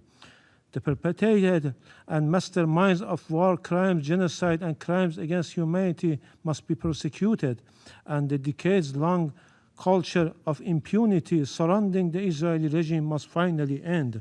In conclusion, Mr. President, I categorically reject the unfounded allegation made by the United States representative. Iran's foreign policy is firmly rooted in the UN Charter and international law, respecting sovereignty, territorial integrity, non-interference, and good neighborliness. It is, in fact, the unlawful military presence and destabilizing action of the United States that have fueled the conflict and instability in our region. Iran has consistently shown its readiness for fair, genuine dialogue. Furthermore, the false narrative of Iranian proxies is a deliberate distraction from the true source of regional instability, the United States, and its unconditional support for its proxy in the region, the Israeli regime, enabling its ongoing aggression, atrocities, and occupation. By repeatedly obstructing the Security Council Charter mandate, Washington has rendered itself complicit in these crimes and bears direct legal and moral responsibility for their continuation. I thank you. Я благодарю представителя Исламской Республики Иран за его выступление. В моем списке остается еще ряд ораторов, записавшихся для выступлений на этом заседании. Однако, с учетом времени, я намерен с согласия членов Совета прерывать заседание до 15 часов 00 минут. Заседание прерывается.